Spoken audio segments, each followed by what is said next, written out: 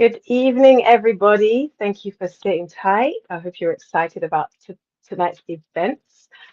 Abibitumi family, Abibi Fahodie, Abibifo, to everybody around the world, the accounts joining us from across the continent and across the diaspora. No, no. Abiala Akwaba, and welcome home.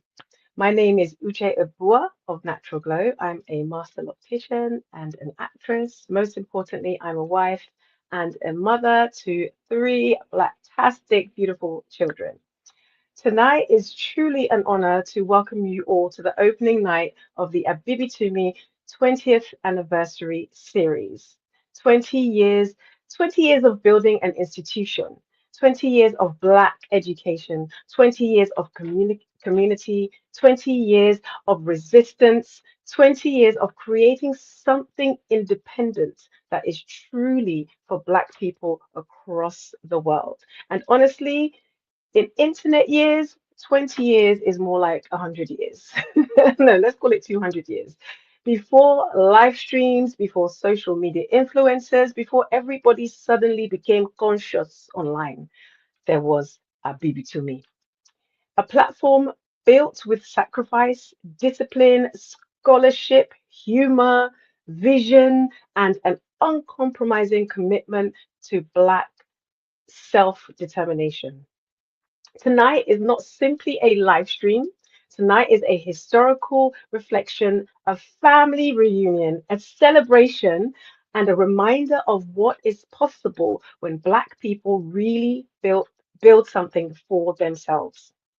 Over the next 4 days, we're going to reflect on the origins of Abibitumi, the people that helped shape it, the struggles, the victories, the scholarship, the repatriation work, the spiritual foundations, and the true future vision for the next generation. Tonight, specifically, we begin at the beginning, or the Beningin, depending on where you're from. Okay? The story of Abibitumi, how an idea became a movement, how a movement became a platform, and how that platform helped connect Black people all over the world before today's digital spaces even existed. Throughout tonight's program, you'll also see some powerful visual interludes connected to the Dikenga philosophy and symbolic stages of growth, transformation, and Black consciousness. So, wherever you are joining us from tonight, whether it's Ghana, Nigeria, Jamaica, Brazil, Colombia, the UK, the United States, and wherever you're joining us from, we welcome you wholeheartedly. Now, tonight's discussion centers around one of the principal architects behind Abibitumi itself, a scholar, a linguist, an educator, a comedian, a repatriation advocate, a builder of institutions, and someone whose life's work has helped reconnect countless Black people all over the world, different cultures, spiritually, historically, and bringing them back to the homeland. Through Abibitumi, through DOOR, Decade of the Repatriation Initiative, through scholarship, through activism, and through decades of institution building. His impact has been felt globally. He is the founder of and official spokesperson for DOOR, the Decade of Our Repatriation. He serves as chair of the University of Ghana College of Humanities Open Door Dialogues and Committee. He is widely recognized as one of the leading master linguists of our generation and architect of Abibitumi, the oldest and largest Black social education platform on the planet. He completed his PhD in linguistics at the University of Ghana in 2012, receiving his prestigious Vice Chancellor's Award for Best PhD Thesis in Humanities. He later received both the 2016 and 2024 Provost Publication Award for Best Published Work within the University of Ghana College of Humanities. In 2019, he received Marcus Messiah Garvey Foundation Award for Excellence in African Studies in Education. In 2020 and 2021, he served as the University of Lagos Area Cluster Center Fellow, contributing to the important work of reconfiguring African studies. In 2025, he was awarded the Kwame Nkrumah Award for Pan-African Leadership by the Pan-African Leadership Institute. He has served as associate professor at the University of Ghana, former head of Language, Literature and Drama section at the Institute of African Studies, former editor-in-chief of the Ghana Journal of Linguistics, and former secretary of the African Studies Association of Africa. But perhaps more importantly, through his repatriation work and advocacy, he has helped many Black people from throughout the diaspora reconnect physically and spiritually with the African continent itself. So tonight, before we begin this journey into the story of Abibitumi, we first have to honor the visionary behind much of that work. Please welcome Obenfo Obandale Bakari Kambon. Abibitumi, Black Liberation. How's my sister from another Mr. Uche? How are you doing today? Oh, I'm doing great. How are you doing? Looking black-tastic as always. Royal blue. I love it. Absolutely. Black salute. Yes. Yeah, we definitely wanted to get into the festive spirit. This is 20 years. And, for me, I was saying, let's wait till the conference to celebrate the 20 years. And your husband, my brother, he said, no, we need to do something now to let people know what it is. And apparently we did so much of the, advertising and letting people know. People thought this was a conference right now. You're like, wow, the conference is happening. We were like, no, this is the pre launch before. This is the pregame. Exactly, it's a pregame. Mm-hmm. But it's definitely blacktastic, blacknificent, and we've gotten so many shout outs, calls of support, people who were there since 2008 and beyond, who have been reaching out to us and who are even here this evening. So it's definitely blacktastic. Yes. Love that. So before we continue, we're now going to watch a short visual presentation reflecting on the life, work, and journey of the Blacknificent Obenfo Obandale Kambon and the development of Abibitumi over the years. Now, before we do, for those, who are listening, yes, we always have to get started with a libation. So if we can go to the libation, absolutely, yes, for anything, just to honor those who came before. So I do have the libation water ready. So with your permission, Uche, if I can go ahead and do that. Yes, go ahead. Absolutely. Most important thing. We have the calabash here. Ago. Otumfa already nyoko ponkere ponkwa me kire onsu no ma onsu. Asase ya mpene na mwa, asase ya dumus and gene de me fedie. Obosu nyaso mo dos ti yintimi mo mudi baako. Na so ifre baako de ifam nyina. Na na brako adaw. Na dam ti agima. Ase yubi so boafo ase yodifo. We na afri ti fion fo atwa ato imu na memra. Memra medumsu yi. Na ne den ene se ye frɛ senior phone samafo, gono phone samafo, sono phone samafo, searcher phone samafo, yoko phone samafo, adriana phone samafo, kono phone samafo, breakthrough phone samafo, nana bibi fa hodie, wona yesu frau, omi tutu, ele tutu, ori tutu, ona tutu laro ye, iba olodumare atere kaye, igbagba rumele ojokotun, igbagba rumele ojokosin, iba rumila barakwetu, iba ifa akeru finin shogban, iba akoda iba sheda, iba rabalotu fe. Iba mebolo de rama iba yena waju awalero ehi bi ekolo baju ba ile alanu omo ti ki juba ki ba pa eji odara iba Ọ̀ṣun, ìbà Ògún, ìbà Yemọja, ìbà Ṣàngó, ìbà Ọbàtálá, ìbà òrìṣà oko, ìbà ọ̀kànlénírínwó, ìbà àtiyọ́ ọjọ́, ìbà àtiwọ̀ oòrùn, ìbà ẹ̀yin gbogbo tí ẹ wá síbí torí pé nítorí tìyín ní a lè jà láti bára wà lọ́rọ̀ táwọn òyìnbó kakọ́ mọ́gbọ́n kakọ́ lọ́mọ́lá kalówólówó kalówóláyé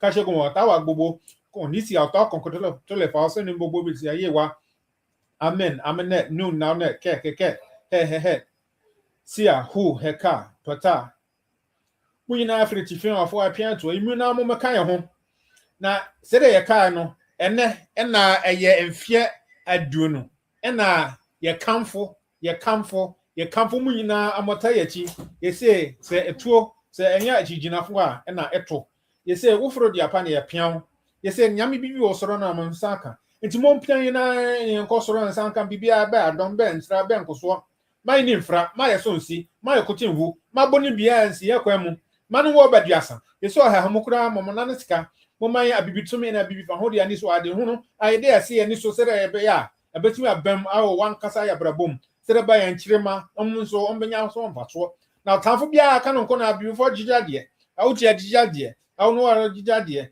ɛja kojo gyigyade akala gyigyade ayina gyigyade ɔbɔ ne brakra ma nye yie ɔjan hyɛna fo na ase na nka baako ɔhwɛ ase pɔtɔn ne nkɔfa na japade do mu ɔyɛ na asra modawroma wɔhyerɛ na yɛ hyɛ hai wɔhyerɛ mia pai modawroma wɔhyerɛ na kosɛ ewie. All right. So by way of introduction, I think now we can definitely once again welcome in all of our viewers. Akwaba, Nyebake, Akabo, Excellent Chijam, Karibuni, and welcome to Abibitumi. And as you know, this is the Blacktastic 20th anniversary series. Uche, you've done such a great job of welcoming people in.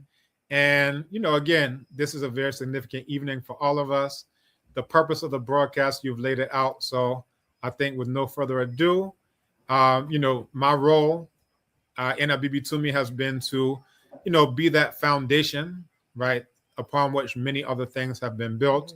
Many people have come through. Baba Runoko Rashidi, who is now a grandcessor, came through and taught. My father, Nana Kamal Rashidi Kambon, Nana Abibi Fahodie, my mother, Mwalimu Baruti, just so many luminaries have come through Abibitumi. And, you know, again, the importance of the evening is that there's a proverb in Chi that says, Obran Chasa, Yamanamo, that if a young man cuts a new path, you give him congratulations. You say, Osafo Henesa, ya bona kofranashin la safo hene. And it translates to that if the war traditional ruler fights, then you make a war sword for him, and then you put him in the position of Asafohene. So, you know, again, this is a very significant evening, just in terms of celebrating where we have come from and where we continue to go. And I think this video collage that we are about to show is going to be a bit of an introduction into the story of Abibitumi. Some of you have been with us for all 20 years, some 15, some 10, some 5. But, you know, this will give everybody a little bit of a background and an update for anything that you missed, so that we can all be on the same page moving forward. So I'll turn it back over to you, Uche. Fantastic. Thank you so much. We're now going to watch a short visual presentation reflecting on the life of this formidable Obandale Kambon and the development of Abibitumi over the years.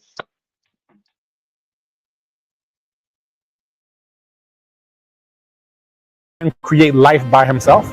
Have you ever seen a man just come out of a forest somewhere with a baby saying, yeah, I just gave birth, I'm so happy?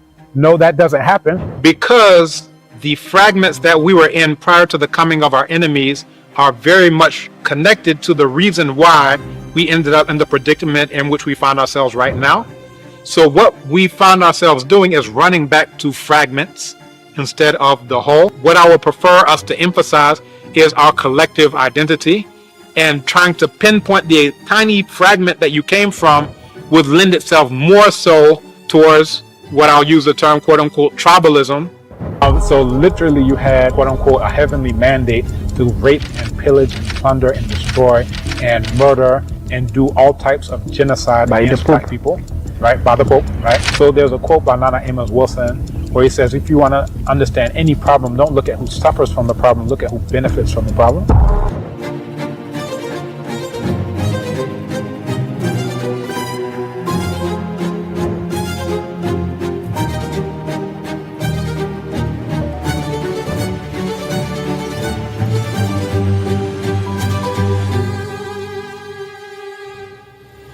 So, the same people who went to this school and are taught to worship an imaginary white man, if that exact same imaginary white man came there and said, I want to go to school, would they ask this imaginary white man that they pray to every Sunday, you have to cut off this bushy hair that you have?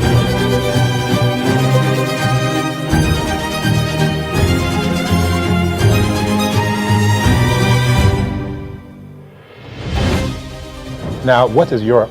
If you actually look at a map with your own eyeballs, you'll see that this thing that they call a continent is just the westernmost peninsula of the entire continent, which is called Eurasia. But because they control the language, they can literally get you to say that this thing is a continent, and you're literally acting like it is.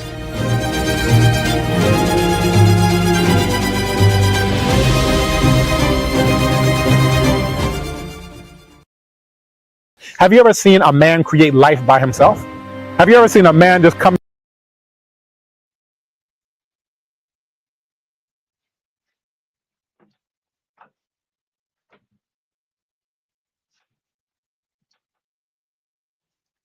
Okay, thank you so much. Wow, what a great reflection. Thank you so much, Obenfor. And once again, welcome everybody for joining us tonight, everybody, wherever you're joining us from. Now, this is only day one of the incredible 4-day celebration marking 20 years of Abibitumi.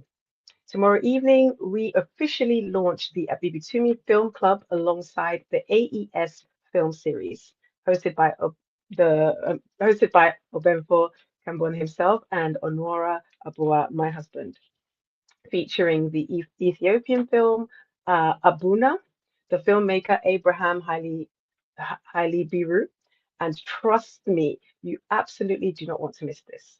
Then on Saturday, we officially launched the 2026 Abibitumi Conference and Abibitumi Abibi Fahodie Film Festival.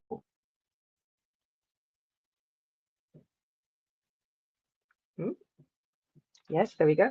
We launched the film conference, and finally on Sunday, Obenfo Obadile Kambon returns for the launch of his latest publication, The Construction of Black Civilization, which will be hosted by Amake Abebrese, who is actually my sister from another mother. She's known me from the tender age of, I believe, 5 or 6 years old. So it's a huge 360 moment for us. So yes, this weekend is jam-packed. So make sure you are joining us every single night.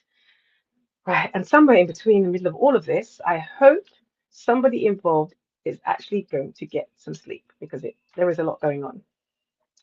Throughout tonight's broadcast, you'll continue to see flyers and promotional visuals for all of the upcoming events. And please remember, register to abibitumi.com, create your profile, join the community, and become a part of this institution. Now, when people hear the word Abibitumi today, they often think of the website. But Abibitumi was never just a website. It was an idea, it was a necessity, it was a response to a problem, a space where Black people could think independently, learn independently, organize independently, and build a community outside the systems that historically excluded us.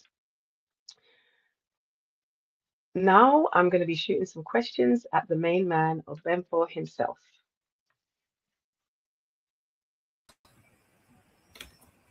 All right, Black Tastic, and I'm right here with you, I Sister actually Uche. can't hear. I can't hear Okay. anything. I mean, I'll go. Can you hear me now?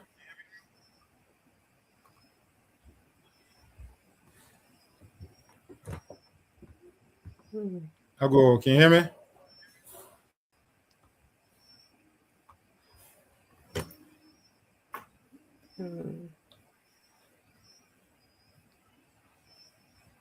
Those in the chat, can anyone hear me? Is it from my side?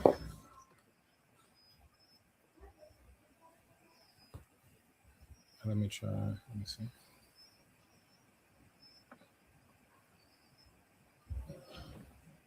All right. You know what? I'm just gonna start with some questions. If you can hear me, can you hear me?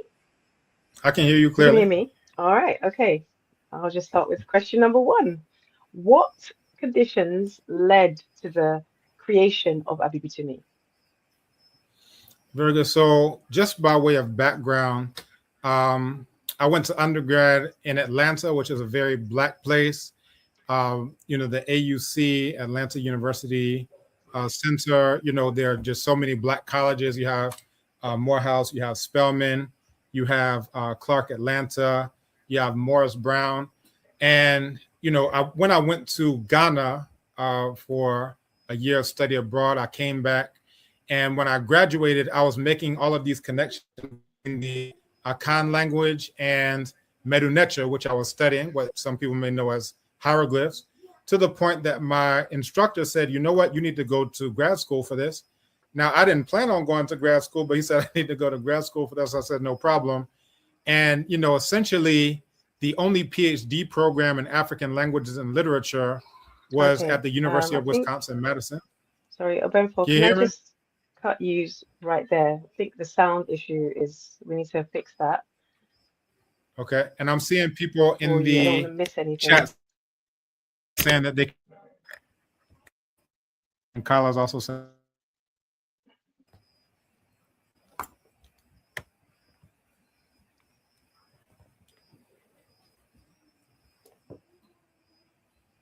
I go.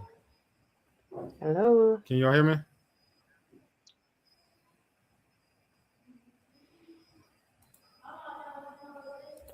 I go. I don't know why I don't have any sound.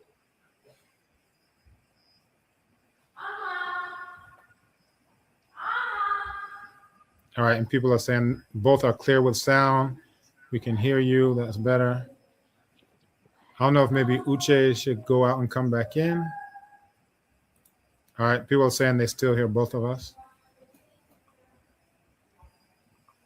But Uche is not here.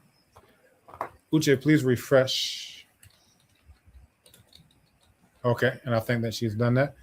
So I'll continue, as I was saying. So basically, I went from a very black environment in Atlanta to a very anti-black environment, and that was at the University of Wisconsin-Madison, which is where I ended up, because that was the only PhD program in the entire United Snakes of a Murderer. And from that, it becomes a place where at that time there was a website called asadashakur.org, and it was a forum. So before the rise of cesspool media, you had these forums, and this was particularly a forum where Black people from throughout the entire world were coming together and, discussing things related to Black liberation, to revolution, and things along those lines. So, from that, it really just gave me a sense of, once we are in a, Black context, a Black situation where we can connect with each other, through the internet, through websites and such, along those lines, that, it's really an opportunity to operate in our own places, uncolonized and uncolonizable spaces, without oversight from our past, current, and future enemies. But, anyway, with Asada Shakur, at a certain point in time, we decided to start offering tree classes to those who were part of Asada Shakur Yoruba classes, I believe, as well. And this was around 2004, 2005. And, eventually that site, went away. But we decided to launch our own site called Abibitumi Casa, so that we could continue the language classes that we were teaching, on a platform by Black people, for Black people exclusively. So from that situation, that is how on December 1st of 2005, I created a blog spot, and that was called abibitumicasa.blogspot.com. And I actually looked it up as we were doing this program, and that blog spot is still in existence to this very day. And, in 2006, I went to the Sankofa conference. I was in April of 2006. And people said, oh, you need to meet this other brother. He also speaks Tree, because they knew I spoke Twi and taught it and so forth and so on. And they said, oh, you need to meet this other brother. And the brother's name was Kwesi Konedu. And at that time, he had something called, I believe it was Africana Studies Institute, AS.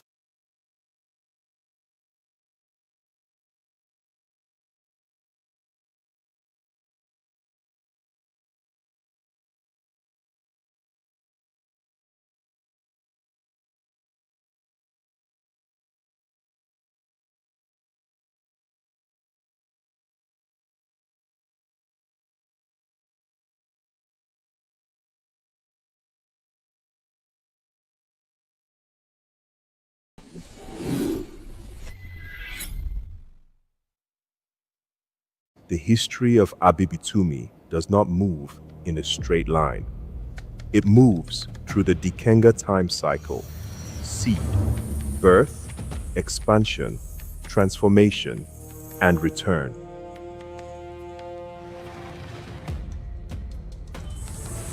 Before the apps, before the conferences, before the global network, there was a question: what happens when Black people build our own digital home? In 2006, the work moved through language. Obadele Kambon taught Twi and Yoruba in Chicago, using language as a path back to memory, identity, and power. At the 2006 Sankofa Conference in Washington, D.C., Obadele and Dr. Kwasi Konadu reasoned through a vision that would move from idea to infrastructure.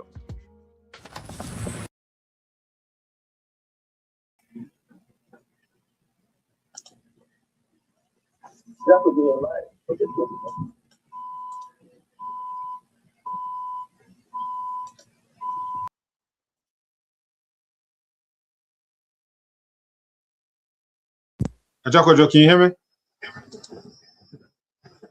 All right. I believe people can hear me now. People are saying that they see or they saw the video. Hago, can everyone hear me clearly?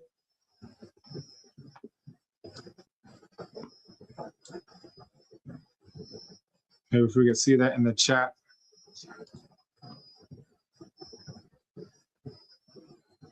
All right. All right. So yes, people can hear me. So, as the video kind of walked us through, it was this idea, in a conversation with Kwesi Konedu, where, essentially we discussed this is what we could do, with this website. He had the hosting, and what he said that he was going to transfer over 2 years of hosting. So actually the first 2 years of hosting, we didn't have to pay for that, at all. And then also he registered the domain name for us, abibitumikasa.com. And then from there, we started to offer classes. We started to, just do some of the various things. And, the idea that I had, it was from Nana Khaled Muhammad.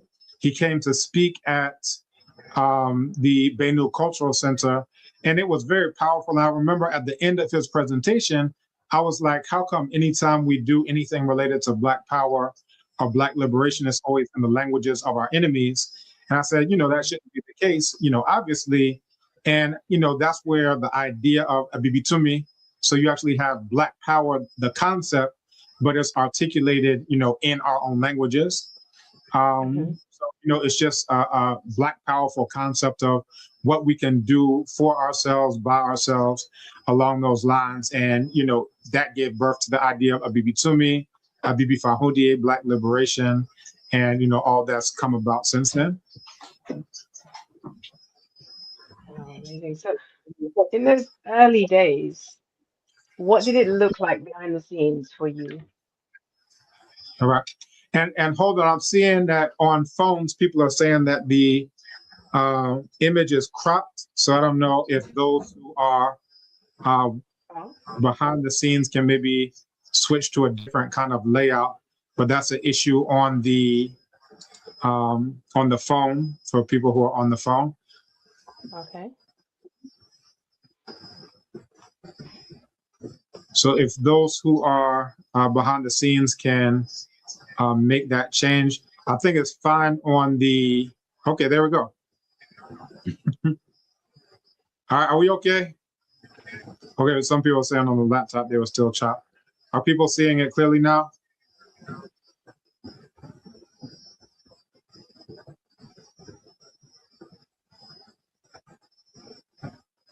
All right, so I see people saying can't wait for the book Construction of Black Civilization. And we do have the book launch coming up on Sunday. All right, so can people see now before we continue? We want to make sure people are getting the best experience. Mufasa Shabazz is saying you look fine on YouTube. So maybe if that link can be posted as well so people can see it who may be on StreamYard or other places.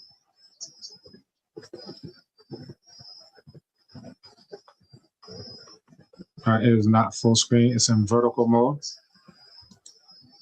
And from my side, I'm actually seeing it both ways. I'm seeing what it would look like on phone, and then also I'm seeing what it would look like on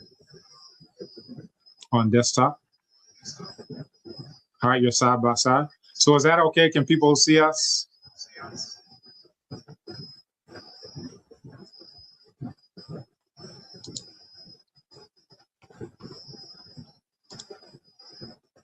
Okay. Okay, you are good to go. All right, great. So let's continue. Sorry for interrupting you so rudely, my sister from another mister. Thank you for holding the fort.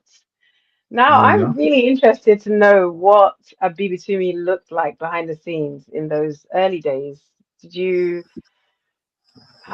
think from that at the beginning that it would catch on? How were you feeling about how people would take the concept of Abibitumi? Well, if you know anything about me, out of sheer willpower, it would never fail. If I was the only person on the website, I'll often think about, they had the Negro Leagues before the integration, or as I call it, disintegration of the Black community. I said, if I had a Negro Leagues team, I would be the last manager of the last baseball club, and we would just scrimmage ourselves. Like, we're not going over to the thing. And, we still have Operation Crack a Site to Black a Site, where I played the digital version of Harriet Tubman, trying to get people off of cesspool media and coming on to, the Black spaces and, that we created. Now, just in terms of that, I remember, like, as an adult, my father mentioned something to me that I completely forgot about that, was when I was a child. And he taught me how to swim. And there was a place called Pullen Park, right? And they had a pool there. And this was outdoors. Since then, they shut that down and it's now an indoor pool. But this was back when it was outdoors. And when I first learned how to swim, I said I was going to swim the long way across the entire pool. Now, mind you, I just learned how to swim, but I had this in my head that I'm going to go all the way to the other side without letting my feet touch the ground, right? And I said I was going to do this or I'm going to die trying along the way. This is, you can see I'm here, so you can kind of guess how it went. So, I started swimming. I had no idea my father saw this, right, or was even looking. This was just me saying that this is what I was going to do. So I swam. I got maybe about 3/4, maybe even 5/7 across the pool. And I was very tired, but I also knew how to tread water. And I said I would not let my feet touch the, floor of the pool, the bottom of the pool. So I just treaded water, conserved energy for a second, and then, I continued to the other side. Now, as an adult, my father brought this up to me as like a defining moment where he said, when he saw that, he said, this little brother has, what he say, willpower, like, this divine, unstoppable willpower. And that is the spirit in which, from the beginning, I knew that Abibitumi cannot do the fail word, the F word, because, like I said, at that point in time, I was doing every single thing myself. Web design, actually coded the original website with HTML. I had to figure out how HTML worked by looking at another site and say, okay, well, that's where the image is. So I see JPEG. Okay, let me switch this. Let me make it wider. All of those types of things. So I did, by that point in time, everything from the hosting to the website development to all of the graphics. I had program that doesn't even exist anymore. We had Flash, which was another program that doesn't even exist anymore. But, basically, I said I was everything from CEO to janitor, sales, marketing, newsletters, email campaigns. It was literally a one-stop shop. So I had no concept that it was not going to be successful, because I said, as long as there's breath in my lungs, this is going to, exist. And here we are 20 years down the line. Wow. Wow, what a story. Whew. Vision, precision, persistence, and just sheer grit, blood, sweat, and tears. And we're here 20 years later, and it's such an honor to be interviewing you and hearing how you built this from scratch without anybody cheering you on. Because sometimes we wait for someone to give us permission or give us, you can do it, a little step up, but you're just like, you know what, this is something that I need to do. Ancestors have given me this purpose. And I'm inspired, man. I'm totally inspired. I love it. One And thing that stands, oh, sorry, go for it. Just to that point, so, my parents were and have and continue to be stalwarts and pillars where it comes to Black liberation. And so from birth, like sometimes people ask me, oh, when did you change your name? I said, no, I never changed my name. This has always been my name, and this will always be my name. It's ironic that I come here to the continent and I find people who are named Harry Sawyer and all type of, and they've never had any Black name.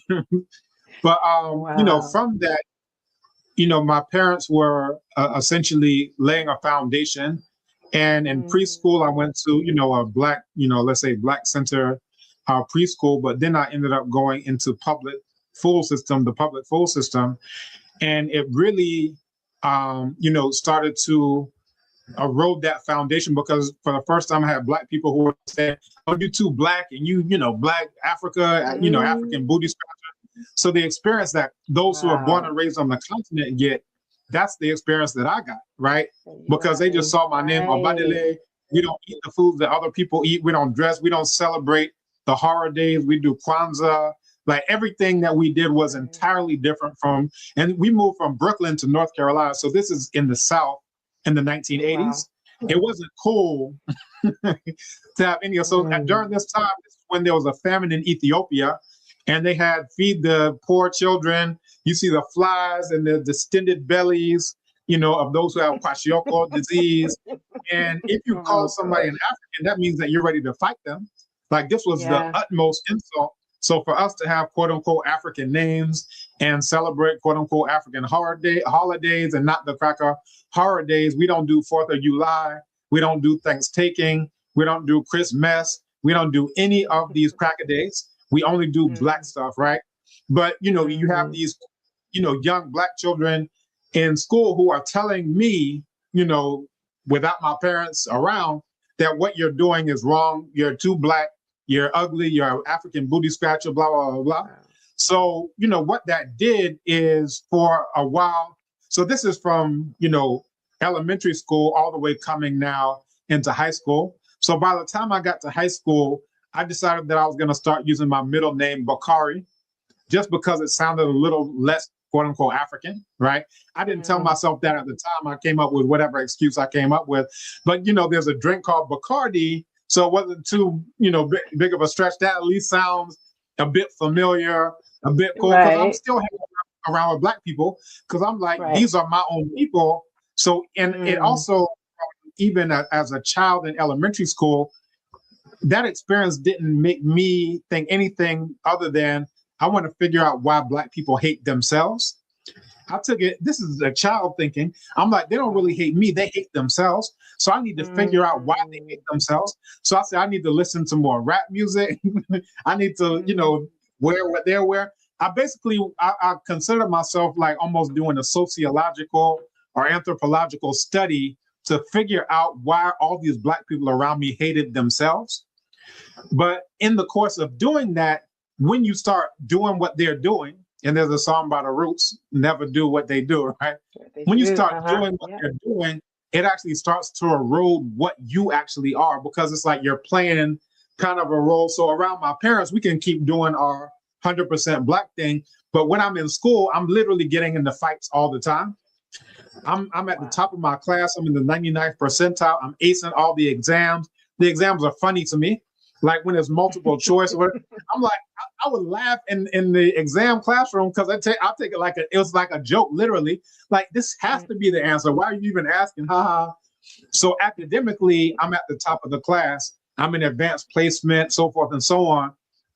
But I'm still trying to figure out, why do we hate ourselves? And what, an early lesson that I got is that when you put yourself into a role to act like someone who's stupid, it becomes very difficult for you to realize when you're actually just playing that role versus when you're who you really actually are. So by going to the middle name in high school, that was actually succumbing to this idea that I had gotten in school and going away from the ideas that I got from, home, right? Now, that culminated in a very serious spiritual experience. But what I was driving at, why I even brought all of this up in the first place, and I know you got other questions for me, was that as a child, when I got to high school, I was like, I can kind of hang out with these other guys. I can kind of goof off, because when I become an adult, I know I have to do this Black liberation work. It was kind of like, let me get whatever, out of my system. Let me hang out. Let me do what they're trying to do. I'm trying to figure out how to hate them. How old were you at that stage? It was 14 to like 17, 18, right? Okay. So this is my anthropological, sociological experience or experiment. But always, I had in my head that when I become an adult, I have to do this Black liberation work. There's no question about it. And that's what I have ended up doing. And it's really extending on the work of my parents. So, we've had conversations with my father-in-law, my mother-in-law, we've had conversations about this as an adult, that they didn't know what I was going through in, elementary school. My father put me in an elementary school where the principal was Black, where he had, he taught education, he had a doctorate in education. So his, those who were being assigned that he had trained and had assigned to the school, they were coming to this. It was Emma Khan, gifted and talented, which was like an advanced placement type of, school. But he was doing, my parents were doing as much as they could to make sure that it was still a wholesome environment. But, when you look at like this doll study where, children who are 3 and 4 years old, they're given a doll and they ask them, which doll is the ugly doll? It's the Black doll. Which doll is the stupid doll? It's the Black doll. Which one is a criminal? Anything you can about is a Black doll. Which one is nice? It's the white doll. This means, so they're 3 and 4. They haven't even gotten to school yet. And I got kind of put into a place where this is my first time even coming across Black people who hate themselves. I don't even know what that is. But again, even in, that meandering and trying to figure out what that was, I always knew that I have to do this Black liberation work at the end of the day. And that's what I've held to. That's my destiny. That's my purpose. That's my reason for being on the planet Earth, is to do this Black liberation work.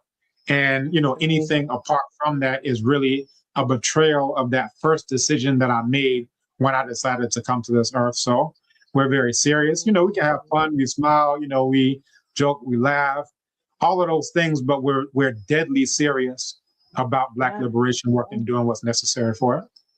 Wow.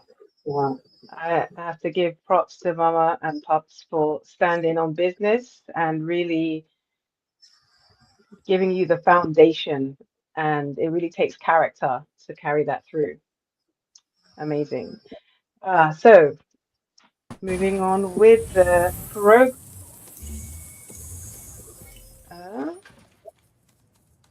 The seed entered visible form through abibitumikasa.com.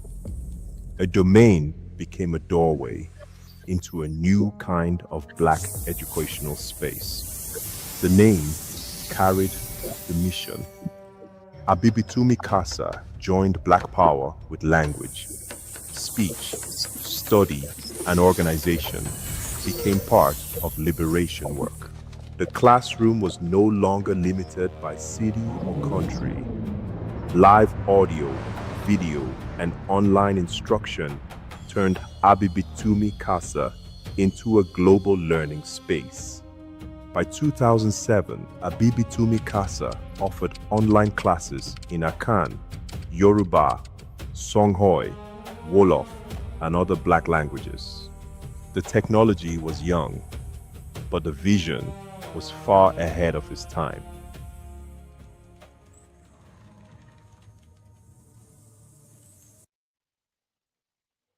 Wow.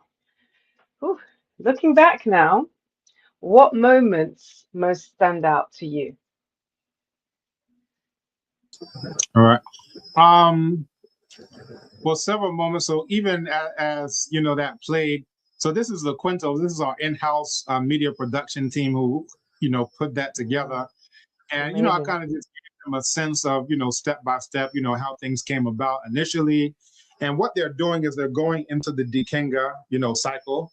And even our Abibitumi logo is representing that Dikenga cycle, where, it's coming from, the idea of a concept.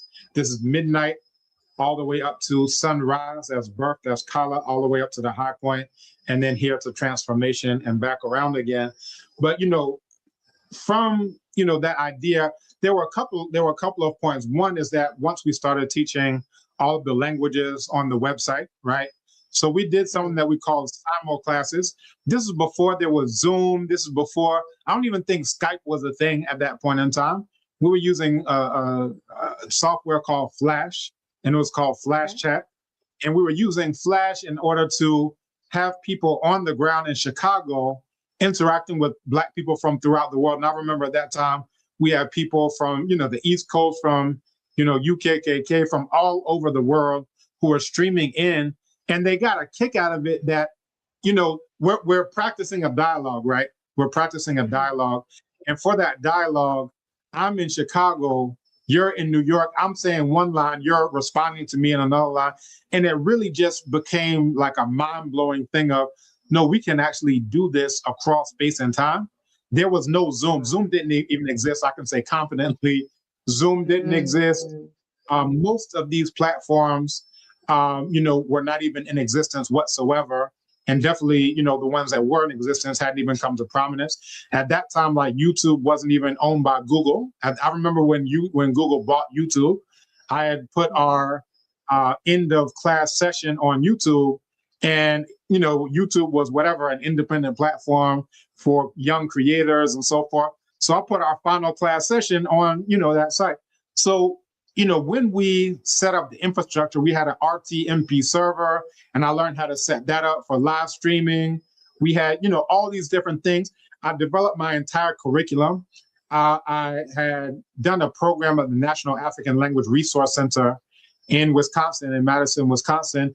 And it wasn't like, I just know how to speak a language, let me figure stuff out. I actually got pedagogical training of how to teach our languages alongside people who are teaching Shona, a lot of native speakers who are teaching Shona, who are teaching Yoruba, who are teaching Xhosa, isiZulu, all these languages. We were all there, and I'm there as the only non-native speaker who's qualified to teach, in these languages. So at that time, I was teaching Yoruba as a TA, introductory and intermediate Yoruba. So I learned how to structure a course along conversational lines. Now, right now, there are things like Duolingo. You can never learn how to speak a language well with Duolingo. You can learn how to play a game, but it's not structured pedagogically for someone to actually learn how to speak a language, because it starts you off with vocabulary that is just so way out from anything you would actually need in a common conversation. So I structured the curriculum on the basis of a natural progression of when you meet someone,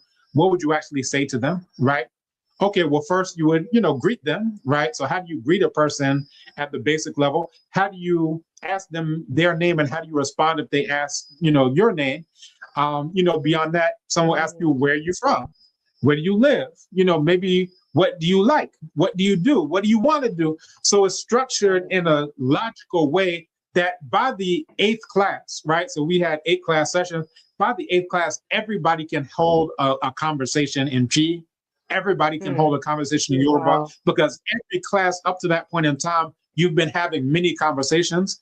So by the final class, we had it set up where you either do a monologue where you go through all of those different points, hi, I greet all of you. My name is this, I'm from here, so forth. And you go all the way through what you like, what you do for a living, where you're from, your mother's name, your father's name. You can say all of those things, right?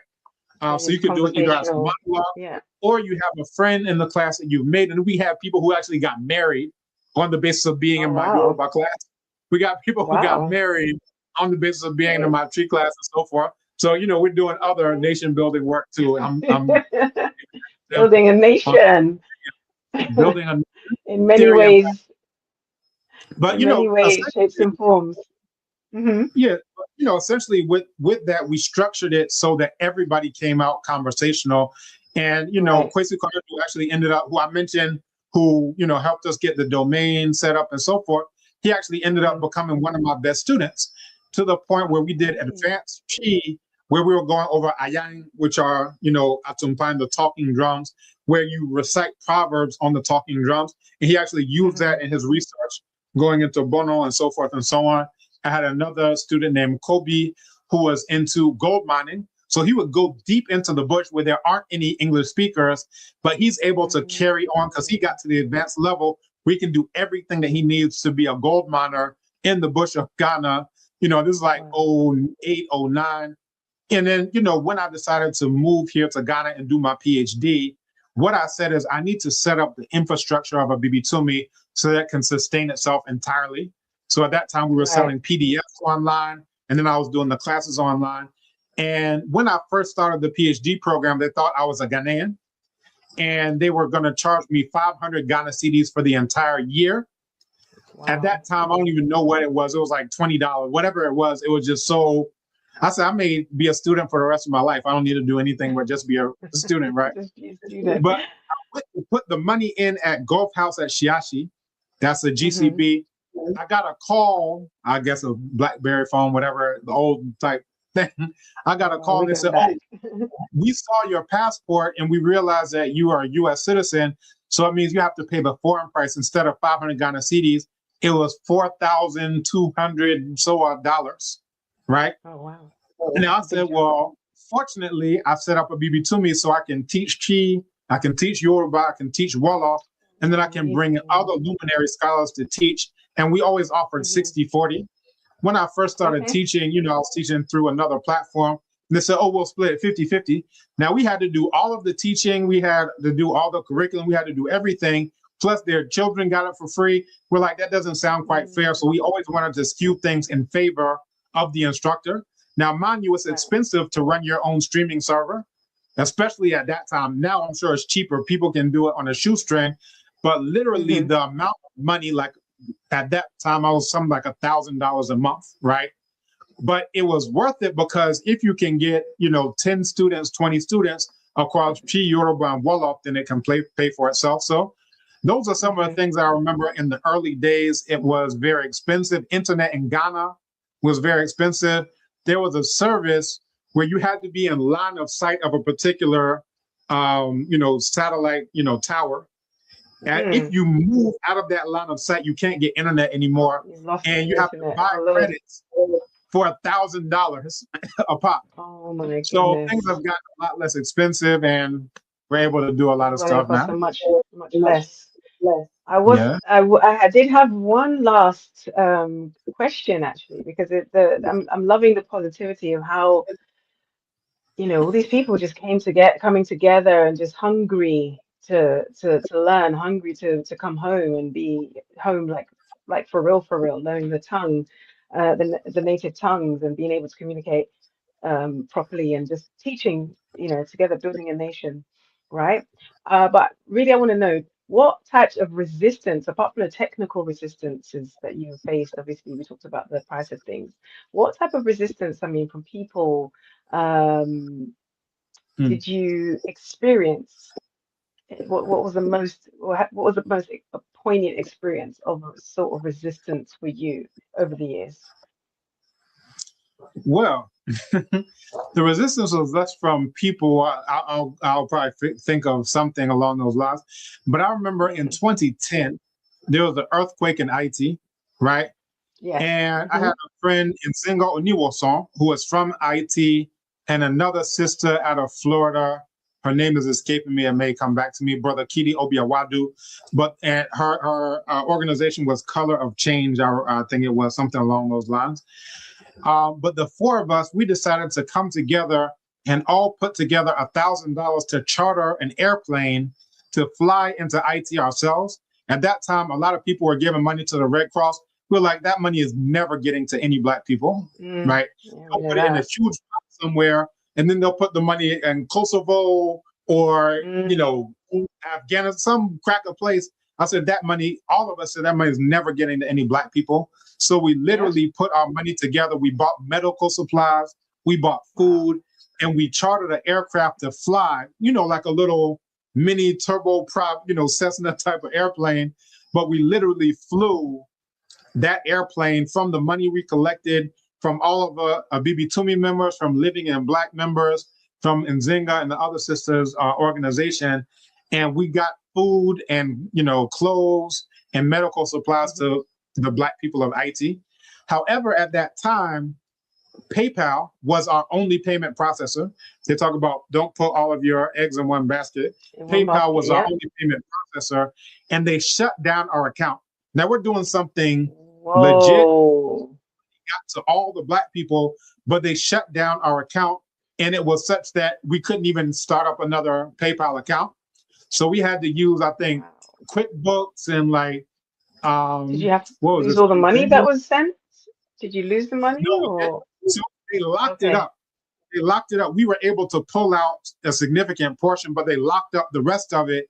And, you know, I think PayPal ended up getting a class action lawsuit that I was part of. I never got a settlement, but I was part of this class action lawsuit because they were arbitrarily locking people's account, taking people's money and so forth. But, you know, ever since then, I've been calling it Pay Enemy, right? I don't call it PayPal. That's Elon Musk and all the rest of them who set that thing up. But, you know, that was a challenge, right? Because when you're trying to do the Black liberation thing and you're dependent on cracker infrastructure in any way, shape, or form. And, you know, in 2010, also, that's when I quit Cracker Book, Fake Book, Mark Zuckerberg. I quit it because I was like, and, you know, so I was a techie. In high school, I was the president of the National Society of Black Engineers. I came out as an intern at IBM. I was supposed to be engineering, straight up mechanical engineering. When I went to college, I built my own, you know, computer that I took there. So I was just like this straight up tech person. And it means that I was always an early adopter of technology. So I was on Facebook before people even knew what Facebook was. Like I mentioned, I was on YouTube before it was even owned by Google. I was on all these things because I'm adopting, you know, I'm seeing how this can be used, so forth and so on. But, you know, by the same token that it didn't make sense to me of why we're doing Black liberation work in cracker languages, it also didn't make sense to me why we're on cracker platforms to talk about Black power and Black liberation.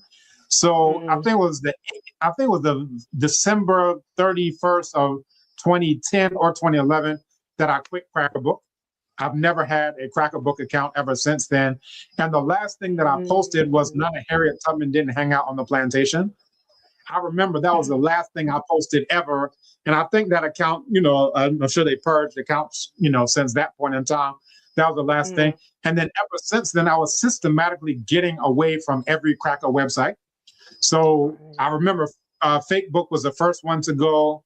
I was also on, you know, WhatsApp, I think around 2017. There are some in between there. I'm just not remembering what they were. But I quit WhatsApp. I still don't have a WhatsApp account. And in Ghana, people are like, how do you even live? How do you survive? How could this? I just had one of my superiors at the university. We were working on a book together. And it was almost like a threat. Like, if you don't get on WhatsApp, it means we can't finish this book. We can't communicate. So you got to get on WhatsApp. Otherwise, you know, I never did. And we did finish that book just as well, you know, called Therapeutic Communication. The last thing that I quit was YouTube, and that was in 2020. And I didn't even say anything. You know, I had people, I think like 11,000 subscribers, something like that. I just quit it altogether. And that was just it. 2020, I remember like around COVID, I just stopped using it. And, you know, there were people who were like, why did you stop, you know, coming on YouTube? Because Abibitumi is a black platform, right? So why would I be supporting a cracker platform when I can be on a black platform? Conflict And of people are like, interest. I don't know why Dr. YouTube. And I said, if you don't understand why, it means that anything you ever heard me say, you don't understand it whatsoever. It means that I was just wasting my breath saying anything to you. If you consider yourself my follower or you like my content or whatever, and you don't understand why I quit it, then it means you really don't understand what I'm doing. And for some people, it's kind of like style. Oh, I'm doing the black thing. No, this is not. We're not joking. We're actually building up our infrastructure. So the same where there's a stream on YouTube, we're streaming on Abibitumi TV, so you can check it out on Abibitumi TV. Because I don't have $1 billion that some of these crackers have. My ancestors were kidnapped and enslaved, so I don't have $1 billion budget to work with. But I have people like you, Uche. I have people like Onwara. I have people like the Quintos. I got people like Ajakwa Joe. I got people like Ejakweku, who I think he's still our highest supporter in terms of every product I ever put out. I think he bought every single product I ever put out. He's going to come on. I have Seba Banochi, who's teaching Medu Necha. I have people, and there were some people who were with me, but as soon as Facebook blew up, they left black platforms and went to cracker platforms. And, it was, for me, it was disheartening. Because these are people who talk about black liberation. These are people who talk about sovereignty, but they leave black spaces to go to cracker spaces. And it really made me very disillusioned with some of our quote unquote elders, right? Because you're abandoning a young person who's building the infrastructure. You're saying we need to do nation building. We need to be about nationhood, having our own institutions. And you all are abandoning the black institution because you think that because this cracker has $1 billion budget, then you can get more crumbs out of this, cracker's platform. But, what I'm essentially driving at is that those were the challenges, right? The challenges are with people who say one thing and then do another thing.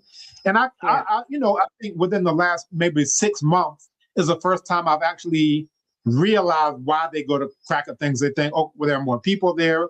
Like that never made sense to me. I'm like, if you're about black liberation, it doesn't make any sense to be on a cracker platform building up their things. By the same token, it doesn't make any sense to me where people say they're about nationhood and sovereignty, and then they live in the United States of a murderer. That didn't make sense. I think now I'm just trying to get to a point of just understanding why they're doing what they're doing. They think that they can get more money. It's that they can get their personal interests served. They can get more followers and likes and so forth. So I see what they're doing. But at the same time, if we ever plan on getting the boot of these crackers off of our necks, where our Baba Kamal used to say that our black liberation has to happen on our own terms, TERMS. That means on our own time. That means as much time as, you got people who are working 40-hour weeks for crackers, right? As much time as we spend working for crackers, we have to spend at least that much time working for black people, right? So our liberation is on our own terms, our own time, our own energy. How much energy do we give to our enemies, the ones we know raped, murdered, lobotomized, sodomized, committed death, destruction, murder, mayhem, rape, ravishing, pillage, and plunder? We know these are our enemies, but look at how much energy we give to them in exchange for likes and follow or whatever they give, ego boost, cash, whatever they give us, we're willing to give that energy. So we have to at least give that much energy to building our own institutions, if that's what we say. Our own resources, TER, resources, M, money / material, and then S, that's the intangible one, that's the spirit. So our liberation is only going to happen on our own terms, TERMS. So I don't know if I answered your question, but no, absolutely, no, you answered that one and covered it very broadly, and I appreciate it. You're definitely not new to this. You're certainly true to this, and it's so inspiring. It's a bit like how your parents were very, again, standing on business with the horror days and all the other things that they had to, put into your mind that what these are not for us. And at the time, you probably were confused, like why everyone else is celebrating, but it's the same concept. Yeah. abstaining from these platforms in order to really dig deep into the business of Abibitumi. With that said, we're going to go on to the next visual interlude, which I believe is Mushoni.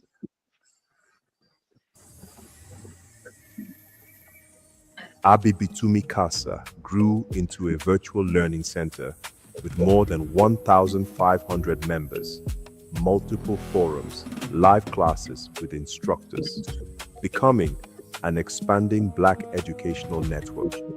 The forums became a digital Mbongi, a space for serious discussion, correction, teaching, learning, and collective growth. The work did not remain in Chicago. Ghana became central, grounding the digital mission in land, culture, family, and lived practice. Abibitumi Casa had done its work. The next stage required a broader institutional home. By 2018, Abibitumi.com was publicly launched as the flagship platform. The ecosystem grew. Abibitumi TV, Abibitumi Store, Abibitumi Design, Abibitumi Apps, online courses, conferences, festivals, media, and community spaces. Incredible, going from Flash to touchscreen walls and all this high-tech stuff. I'm loving this. The Quintos are killing it. So my Killing it. next question was, what legacy do you hope Abibitumi ultimately leaves behind? So, right now we're in Abibitumi, right? So we had one of our conference themes, I believe it was the second conference, was Black Power Vision to Reality. When we first came to this space, this was a palm tree farm, right? There was nothing here but palm trees. We came out camping with some of my capoeira students. And, when I was in the United States, I taught survival training. So we were teaching them, wild food foraging, making a fire and, first aid, just all these different things and so forth. But I had a vision of what Abibitumi can look like, because Abibitumi.com is an all Black space, right? And by the same token, Abibitumi as a physical institution is also an all Black space. So we had this idea of what can it look like? Everybody talks about decolonization. Decolonization is kind of like taking the White House and painting it red, black, and green, right? And putting the afro on Donald Trump and saying, yeah, it's decolonized. What we're doing is creating uncolonizable spaces, uncolonized and uncolonizable spaces from the ground up. This means that it's not just painting some, Greek, Greco-Roman type of facade, a different color. This means from the ground up, how is it shaped, right? How is it oriented? Is it oriented towards the east in order to get, a specific effect at the time of the winter solstice? What is, the structure, whether the symbols are, all of these different things are when you're crafting something out of our worldview, out of our knowledge, out of our reality, and that's it. So my children are growing up inside of Abibitumi headquarters. Like the newsletter, some of you have come on through the newsletters that were sent out. Those were sent by my daughter, my oldest daughter. So that's part of the legacy. My daughter posts regularly. She's like, yeah, I want to post on Abibitumi. And she has a series that the Quintos do the post-production for called Akosia ni Afia Gro. And that is Akosia and Afia Play, where they teach people tree, different things around the house, household objects, different foods. So they do this. So this is a legacy that they're doing. It's also, the legacy that I'm continuing from my parents.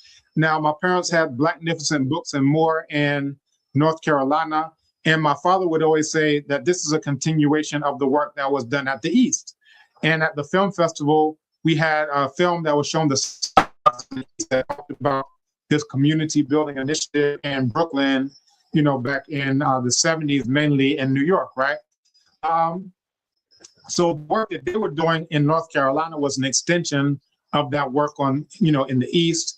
And the work that my father was doing, there, with the East and so forth, that was an extension of the work of my grandparents and great-grandparents in the UNIA. Now, for those who don't know, the UNIA is not a Marcus Garvey's organization, Universal Negro Improvement Association. And my great-grandfather ended up being the chancellor of the UNIA. And he received the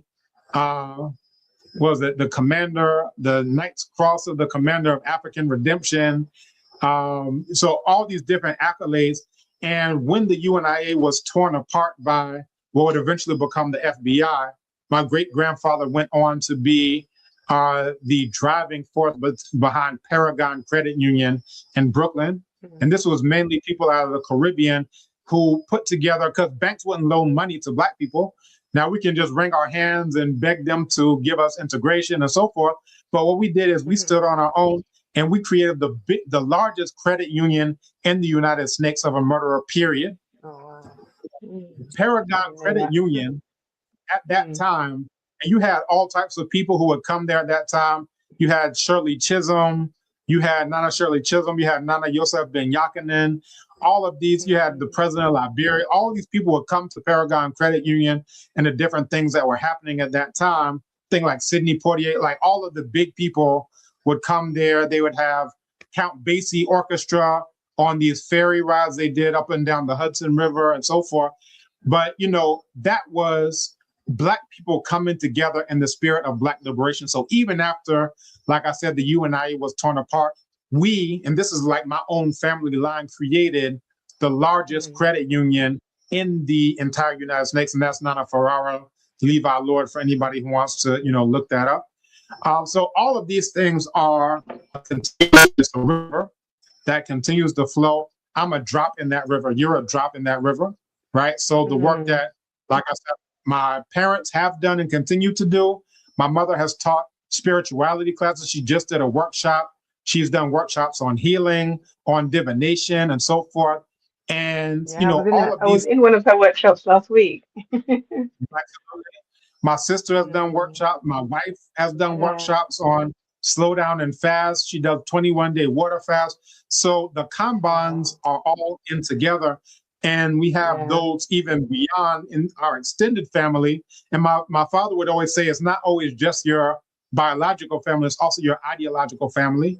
So somebody who knows that Black people should do for self. And just this morning, I helped a Repatriate the Ghana client purchase a vehicle from Kantanka, right? Oh, this is before Ghanaian brand. I've been with the president and helped, you know, people with the citizenship petition that we're doing for reparative citizenship. So this is like the entire day of working for Black liberation, building Black infrastructure, institutions, industry, business, and so forth, looking out for the interests of Black people. And when I was at Kantanka, they said, he had said this last time I was there, maybe a month or two ago, I helped somebody else purchase a vehicle. And he told me that in the entire country of Ghana and beyond, nobody in Ghana has referred more people to purchase Kantanka vehicles than me. This means every minister, every MP, every celebrity, you know, Gollywood, Kumawood, you name it, nobody in the entire country of Ghana has helped people purchase more vehicles made in Ghana than this your humble professor of Binfo Badale Humble indeed. They give you a free car. I think you deserve it. They don't have a commission program. They don't have a referral program, affiliate program. I just do this because I'm serious about liberation. Yeah. Now, it would be nice if they did have an affiliate program. Maybe I'll suggest that. Yeah. And that's a UNIA member, right? So I helped this UNIA member repatriate. This is the same one for anyone who, quote unquote, follows me. I did a libation at their house. This was their first time moving into their house. And I did a libation for them. They requested me to go there and do that. That's the same family. The husband just came and bought the Onante for the same vehicle that my wife drives. So I have the Omama, my wife has the Onante for, my mother and sister have the K71. We only drive cars made by Black people. We only use phones made by Black people. This is my Burkina Faso phone. I got two of these. This is my Rwanda phone. I got two of those. Right? You're wondering how many phones do I need? Well, how many phones do you need? You're running the cartel at this point. in Ghana, this is a low number of phones compared to what the Kumasi guys do, but don't worry about that. But it's just like our theme for last year was demonstration over conversation, and this year's theme is inspired by Omanpeni Ibrahim Traore. When we were there and we heard him give a speech, he didn't say, "Oh, we're a developing country." He said Burkina Faso was under construction.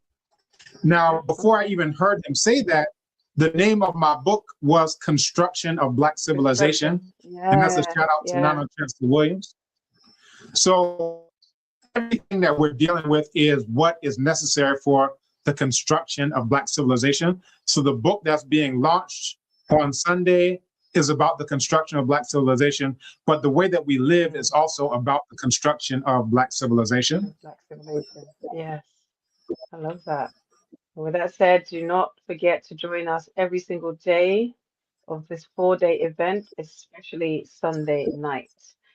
So with that said, we are going to go on to our final visual interlude of the evening, which is called Luvemba.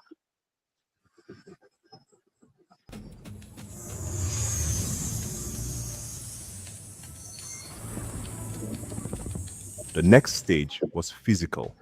What began as an online classroom became a movement toward land, buildings, media infrastructure, and permanent institutional presence. Through every stage, the core remained clear. Language, worldview, memory, community, Black power towards Black liberation. Abibitumi answered a strategic question. Why build inside systems we do not control when we can create platforms rooted in our own mission? Abibitumi Casa was the seed. The online classes were the birth. Abibitumi.com became expansion and institutional strength. The lesson is clear. Black people do not have to wait for permission to build. We can create the spaces, systems, tools, and institutions we need. The story of abibitumicasa.com to abibitumi.com is the model of demonstration over conversation, building Black institutions in the digital age and beyond. Abibitumi Casa began as a call to speak. Abibitumi.com became a call to build. Abibitumi, Black power. Abibifa Hodiye, Black liberation.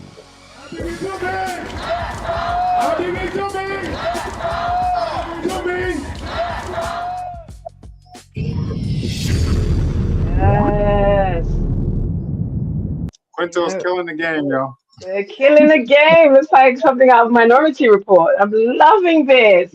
Loving this. You know, this is so inspirational. And to know that my children have an uncle and plenty of grandparents that have, we've given them such an incredible foundation. It's such an honor, honestly. My husband recently banned children, well, not recently, a while ago, banned them from playing, what should I call it? Roblox, right? We're going to call it Roblox. And my son, especially my middle son, Izuma, has been like so devastated about it. And I said, he's like, but mommy, there's no African version. I want to do African stuff, but there's no African version. I said, well, son, maybe you're going to be the one that has to build it. And I kind of said it very flippantly, but this is an example that, listen, you're going to have to build that because this is not for you. It's not for us. And what a great example for him, because it can be done. And 20 years is an extraordinary journey. Most organizations never make it this far. Most movements disappear. Most platforms fade away. But Abibitumi has endured. Personally, how does it feel reflecting on this 20-year journey? How does it feel? It feels like this moment? It feels like swimming to the other side of the pool and saying, "I made it." Oh, wow, great way to tie that right back in, because you've got so many achievements to be proud of in this, and your parents. I mean, wow, I know they are proud. It's, you know, in so power, on, Baba. on the one hand, you know, it's the willpower. Like, I'll never let anything that I do fail. It's the Yeah, willpower, love that. but then it's also all of the people around me who have made this possible. Like my wife Yes. right now, I'm sure the Oh, children are yes. Auntie on the Carla. couch. She's getting them, you know, like without her, I wouldn't be able to do the things that I'm, you know, doing. Without my Yep, parents, and I that's actually my basically, next segment. I was going to really, say that without her. Yeah, well, that was actually my what you taking the words out of my mouth. Literally. absolutely. So, you know, Mm, it's those around me who help this to be possible. You know, I yeah. mentioned him before, Uncle Joe. Like at the time that he came on board, I was doing every single thing, like I mentioned, everything. I was doing all the graphic design 100%. I was doing 100% of the web design. I was doing 100% of curriculum development. I was doing the language teaching. This is how I would do. From 6 to 8, I would teach Chi. From 8 to 10, I would teach Yoruba. And then from 10 to midnight, I would teach Wolof. And Wow. when it shifted from, you know, the daylight savings time, whatever they do in Crackerville, then I would, you know, teach from 7 to 9, and then from 9 to 11, and then from 11 to 1. So it's 1 a.m. I'm teaching people. And it got to the point where like 1 a.m. I'm like just trying to struggle to keep my eyes open, because in addition to doing all the background stuff, I also have to do all the front, you know, stuff. Because to me, I'm just like, Black people don't want to do Black things. And if they don't want to do so, they like to complain. Oh, I got put in Facebook jail. My account got banned or blocked, or they're addicted. It's like a drug. They're addicted to crackers mistreating them and abusing them. And I'm like, if I'm the only person on the entire planet Earth who thinks that we should have our own places and spaces, then so be it. I'll be the only person with an all-Black website that doesn't allow crackers on and any of those types of things, and so be it. But here we have somebody else, Ejoko Joe, who's like, no, you're a scholar, you're a professor, you should have some help, because none of these things I'm talking about are even my job. I'm supposed to be writing Yeah. articles, supervising PhD things. As it is now, I have over 50 publications. But I'm supposed to be doing all those things in Cracademia, not just, you know, what I'm doing here. So I got to give him a shout out as well, because he took up a lot of the web development work, a lot of the back end work, you know, and so forth off my hands, so that it now freed me up to be able to, now I'm up for a full professor, right? I have submitted my dossier, you know, so forth. So I'm able to, you know, move forward, you know, as we've done so. As you mentioned, not how all of those things you were doing were not actually your job, but you had to do them before Brother Kojo came on board. My final question to you, one of the most important jobs you have, being a husband and a father, how did you do all of that? How did you balance? That was how did you balance all of that, being a father, a husband, plus doing this very important work as well?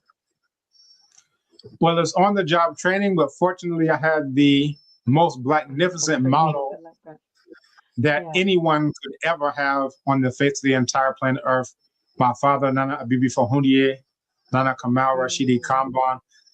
I've never even heard of a better example of a father and a husband. Not even in folklore, not even in fairy tales, not even in myths have I ever even heard of a better father, a better husband than my father. So, you know, there's a proverb that says, if you walk in your father's footsteps, you learn to walk like him. And, you know, that's another, you know, Kyle and I have had our ups and downs, but I couldn't fail at marriage either, right? There are several couples that got married after us and have gotten divorced since, right? But we've stuck through it, because by the same token that Abibitumi can't fail, our marriage also can't fail. There can't be any challenges that supersede the problems that we have with our past, current, and future enemies. So we have to work through whatever, you know, in order to raise our children, for our children to know what they need to be doing right now. My daughter is opening up her own physical restaurant, right? I All these heard. things. That's incredible. Big ups, Emma. She has an investor that has put more money into it than I even have in my bank account.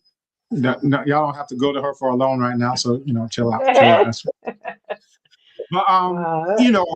essentially, that's what I'll say to that is that my parents let me see what could be done and what should be done.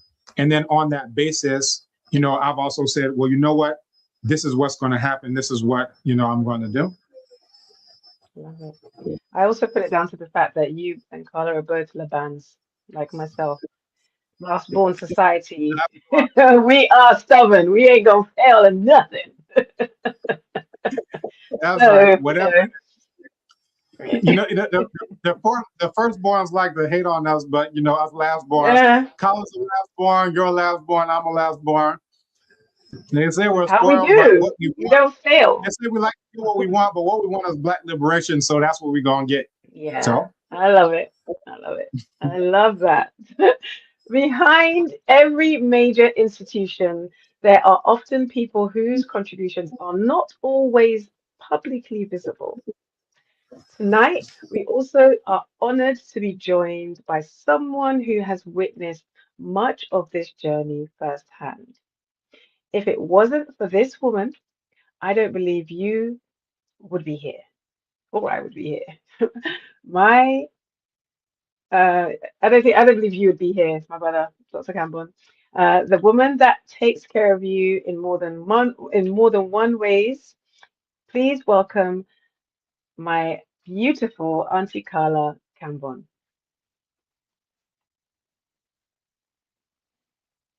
Hello. Oh, I think you're still on mute.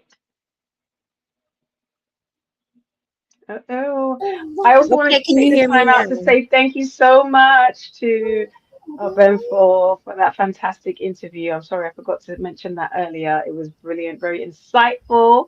But right now we have the beautiful Auntie Carla Cambon. Welcome. Abibitumi, Bibi Faholie, welcome. Thank you, Uche, for having me, for calling me in. You're so welcome. Well, I've got a few questions for you, and I'll be honored to hear your answers.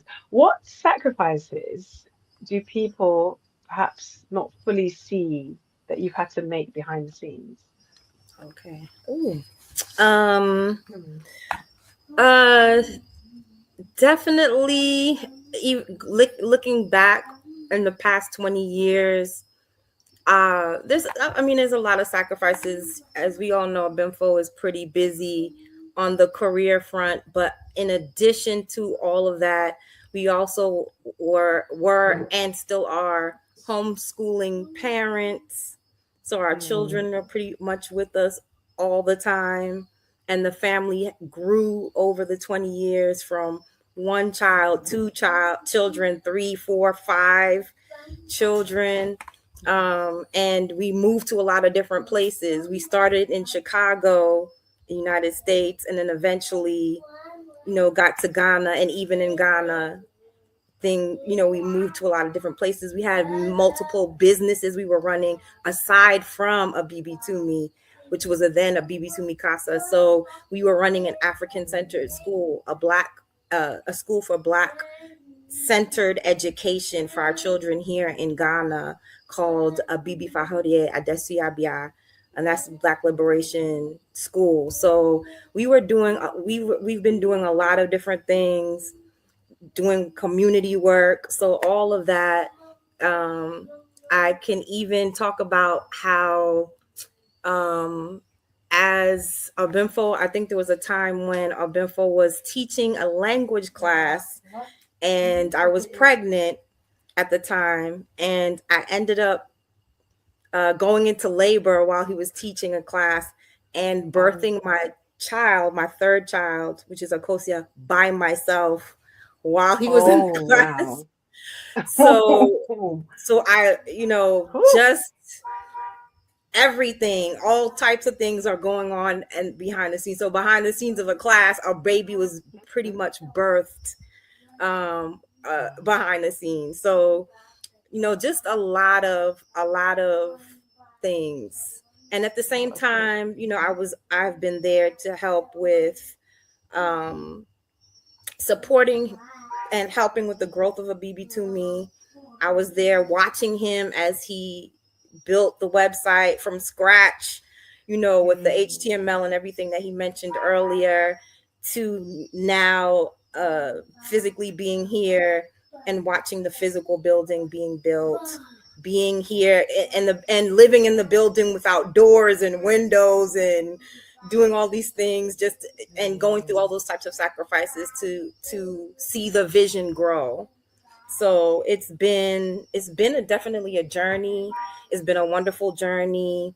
And there's more to come. There's more to see, more growth, and more wonderful things to come from this. Definitely.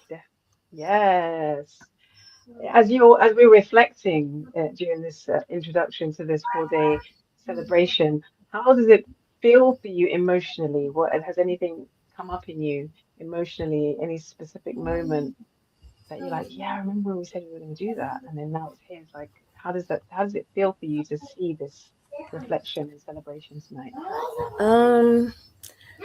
I guess now that you talk about it, it's been the growth of Abibitumi. I guess I can track it with the growth of our family, with the growth of our relationship. Everything is intertwined. So in that sense, I can see how what has been built, this institution, is pretty much the culmination of everything that we have done together as a family, and really seeing his vision become a reality, and how our family has worked hard to make this something that is historical, and it is a legacy that will live forward to the next generation, which makes it something that's very powerful, not just for us, not just for our family, but for all those lives who have been transformed and touched by what we were able to do from an online platform. People's lives have been completely changed. So, it's I guess emotional in that way, or it's touching in that way, and it's powerful in that way. Incredible. Just like yourself, you have to be a pillar of absolute strength to be a steadfast contributor, support to your husband, plus doing one of the most, if not the most important jobs we have as women, birthing lives, and doing it alone for your third child. I am aghast, and I am honored to have had this conversation with you. I just want to say thank you so much, Auntie Carla. Thank you, Uche. And Obempo, Bandele Kambon, thank you so much. I do want to say one thing. I'm sorry, Uche. I did want to say one thing, that a lot of the growth that I've seen in Abibitumi has been also transformative, not just because of what we are doing with the education, but there's a lot of miseducation out there. So this has been one of the strongest ways that we've been able to help re-chemitize ourselves and de-amuize or de-whiten ourselves from all of these things that are influencing us and moving us away from who we are, and the power that we must take back and reclaim for ourselves. So even from the beginning, when Abibitumi started, I was there.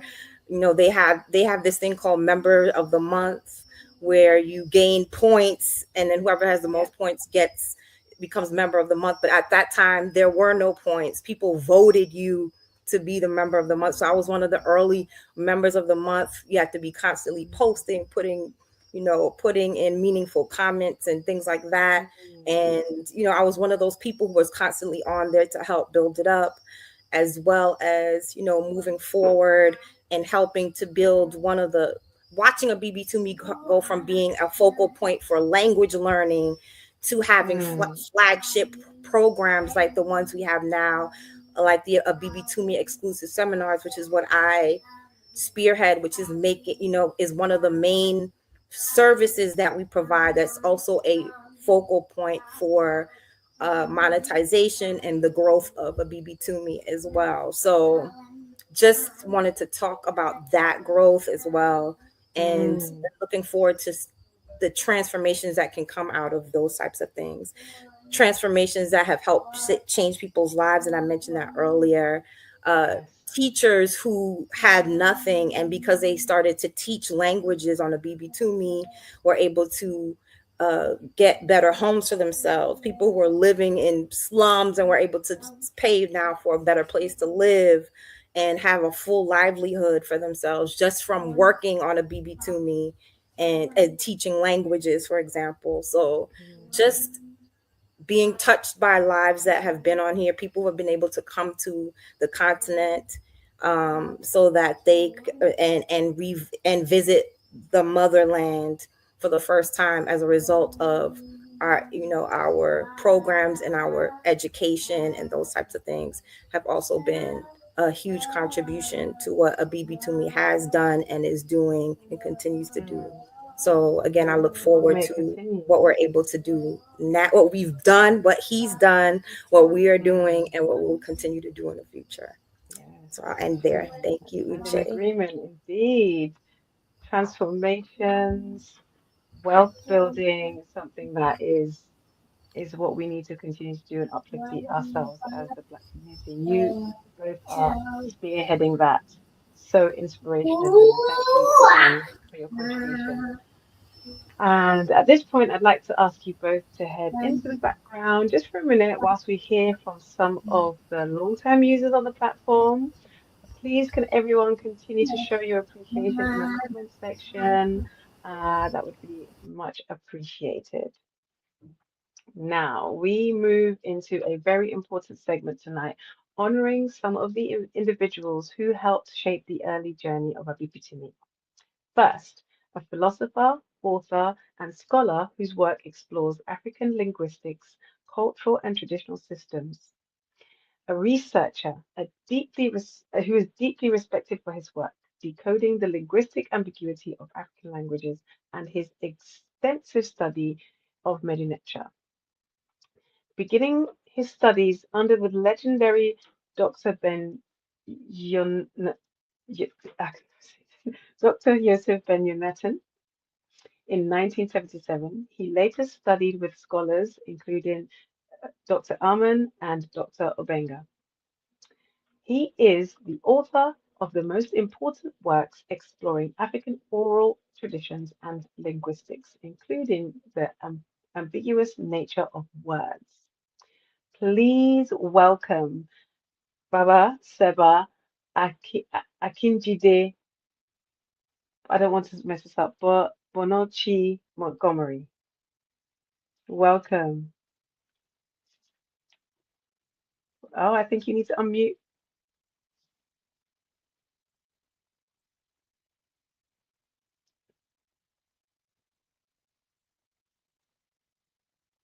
We need to unmute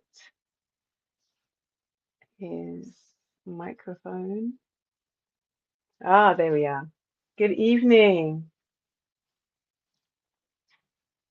Can you hear? Oh, I can't hear him. Hello.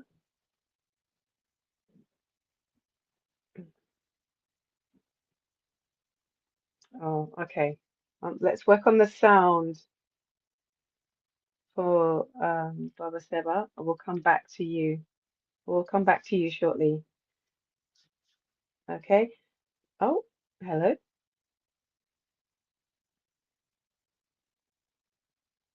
Everything's gone quiet. I can't hear anything on my end.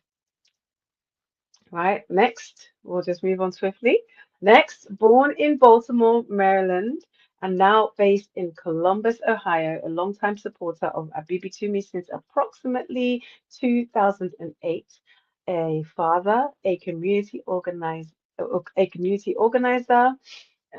student of Comanche culture, and someone dedicated to taking family development programs into prisons throughout Ohio. Please welcome Baba. There we go. Aja Kweku Charles Stevenson. Abibitumi, Abibitumi. Abibitumi. Thank you for joining us this evening. Thank you for If you having me. can you okay, can you give us an overview of how you're feeling emotionally about Abibitumi turning 20 years and how you feel about the growth, expansion, developments, and transformation of lives that we've talked about this evening? Well, I'm feeling kind of overwhelmed from the beginning when I first became involved to now. It's 500 degrees better, you know. Wow. I can remember coming on from another Ning site, and I think Bali might have sent me a text or a link or something to join. And, I did. And the things he were talking about, kind of resonated with me. And he was one of the first platforms that I became involved with that was talking about total liberation. And it was, he had ways to achieve those things, One thing that attracted me to the site initially was the fact that I was able to meet the people behind the scenes, which was primarily Obatale, a couple other people. But, that was the first platform that I've been on where I was actually able to physically talk with someone. Right. A question for you. Why do you for you Baba Seba? Can you hear us? Can you unmute microphone? Hopefully we can get to hear from you too.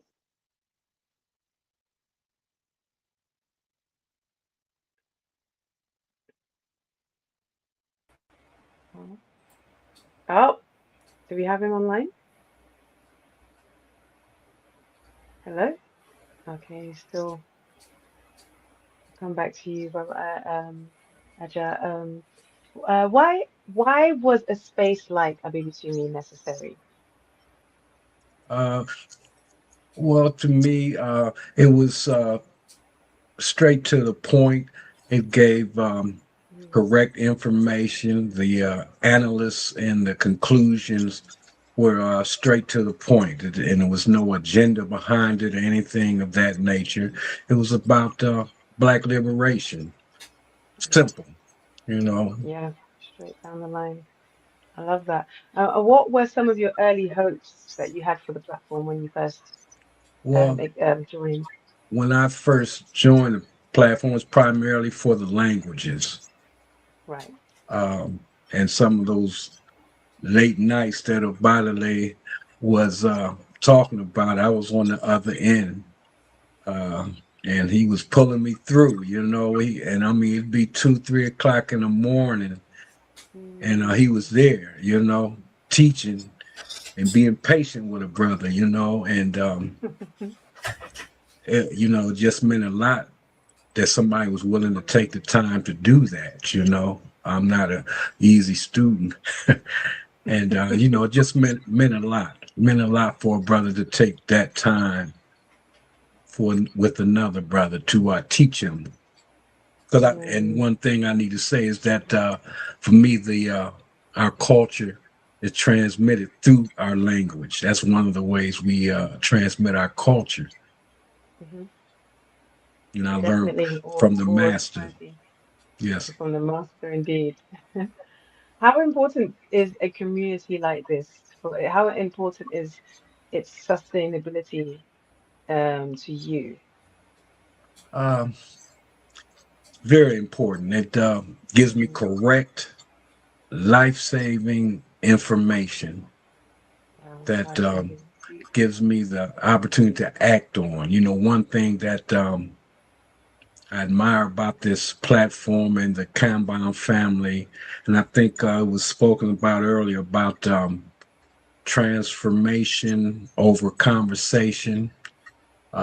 It's about changing the behavior, changing how you do things to achieve that, and it starts on the inside with me, and I just find myself trying to talk less and do more. And as a result of my exposure to Abibitumi and my family, my ideological family here on the platform. Love that. I love that. I just wanted to shoot the same question to, can you hear us now? Can you, Baba Seba? Yes. Onochi? Can you hear me? Oh, yay, we can hear you. Fantastic.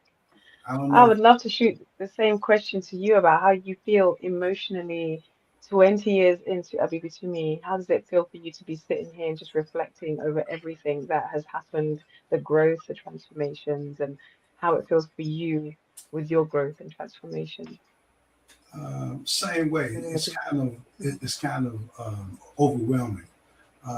When I Mm, first met Obalale, I was definitely impressed with him.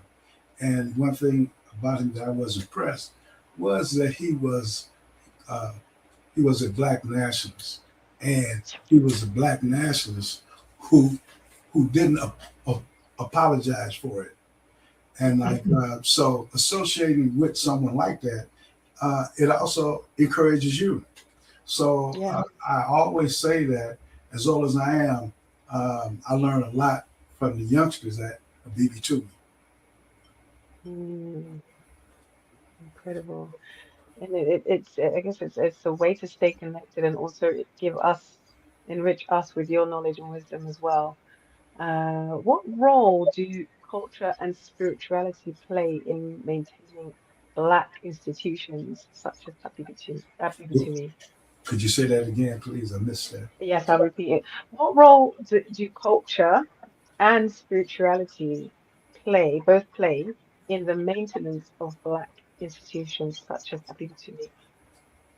It is the foundation. It's culture. Yeah. Spirituality is everything. Spirituality is actually life, but Mm, spirituality is how you live life. Too mm, often we want to associate spirituality as just an appeal to abstractions or to the unseen world. But spirituality is really how you live your life. And uh, at at at this website, that is based on interactions between Africans. And that's something that you really don't get. We have been so brainwashed until we think that we're more we're more authentic when we associate ourselves with other people. But that's because mhm. we don't realize that Western society has brainwashed us to the extent that we don't like ourselves. And because of that, I think that we really understood the damage that had been done to us, that we would just focus on doing for ourselves, doing, as we do here. Yeah, Uh, um, yeah, Black liberation has to be the focus. yeah. Incredible. Well, thank you both for all your many years of dedication to our people and for the support. We're truly grateful. Thank you both so much. And honestly, one thing that tonight continues reminding us is that institutions are never truly built by one person alone. It does take a dedicated community who are willing to support tooth and nail. And even when one individual becomes the public face, there are always people behind the scenes helping to hold the structure together. And this brings me swiftly to, so I thank you both for joining us this evening. And I would like to encourage you to enjoy the rest of the evening whilst I move on swiftly to our next segment. I'm going to introduce um, Ajak Joke as a member. I mentioned earlier, some people are loud contributors. Others move quietly, strategically, and consistently. And often those people become the glue holding everything together. Tonight, we honor someone many people within the Abibitumi family describe as one of the true heroes of the platform, a man of calmness, wisdom, humor, and discipline. Someone who sat at the feet great ancestors, uh, of great ancestors, and we are so honored to have him here with us tonight. Please welcome Ajakojo Tokumbo. Aha. Hello, Abibitumi, Nigel, Abibitumi, my brother. it's rare that I get to come on camera and work behind the camera. So this is a rare opportunity. Because we still need you behind the camera, you know that now. You're doing a black-tastic job, by the way, Madasi. Oh, thank you so much, Alan. So, Hallelujah. Oh, so I have a few questions for you. Okay. What do you remember most about the early years of Abibitumi? Woo-wee. Um, I remember going through a phase of trying to appease to everybody in terms of features and just trying to piece through things. You know, we had an inside kind of inside joke saying it was like we were running a black dentistry, but we were trying to pull teeth to get people to realize to come off the other platforms, come on the Abibitumi. I realized as well that if you want something done, you should, pick up the mantle and try to do it yourself. Another thing I learned, but primarily we learned that, information alone does not transform people. I think it was one of the early lessons we learned. And as we went through, we kind of shifted and evolved our mission of Abibitumi from, just bringing information to now trying to focus on transformation. Now we're focusing on sustaining that transformation. So just the phases that we went through and trying to understand where to best fit into this particular space with the digital platform and how to take that digital to physical, and the understanding that, who we're dealing with the people who have been, our mentality has been such that oftentimes we look for features and what's best instead of what's ours. So we went through that self kind of evaluation, self transformation as we built the platform.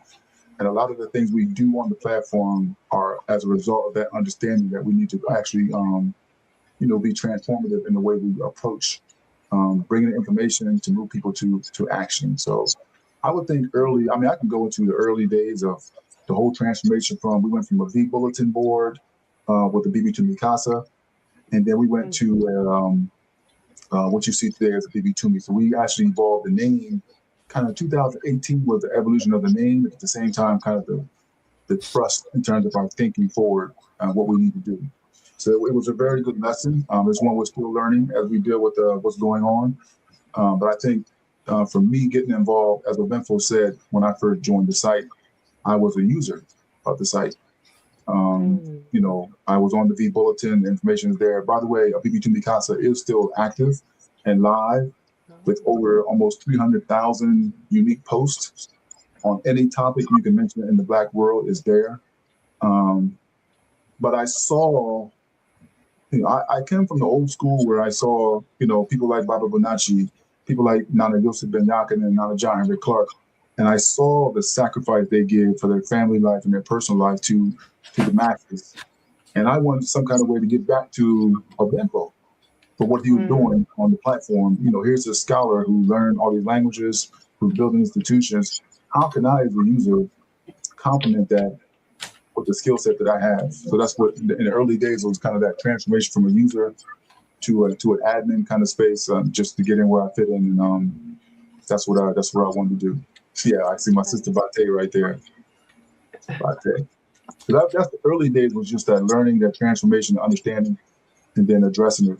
So these are some of my nicknames they're putting on the screen here. The commissioner. Oh, right. Okay, I was trying to figure out what's going on. Okay, I'm getting that now. I love that. Abibitumi has encouraged you to bring your skill set to the forefront for the furtherment of this Black Power movement. And personally, Abibitumi has encouraged me to use my skills, which is so encouraging. I was nervous, but the fact that I was asked to teach a session on hair, and the healing through natural hair is something I've never done, and that was something that Abibitumi was allowed me to bring my skill set to. So to see how much you've done with your skill set for this major Yeah, effort for Black liberation is very inspiring. yeah. What do you think younger generations are misunderstanding about institution building today? What do I think younger generation? I think the younger generations pick up what we put down, right? They pick up what we put down.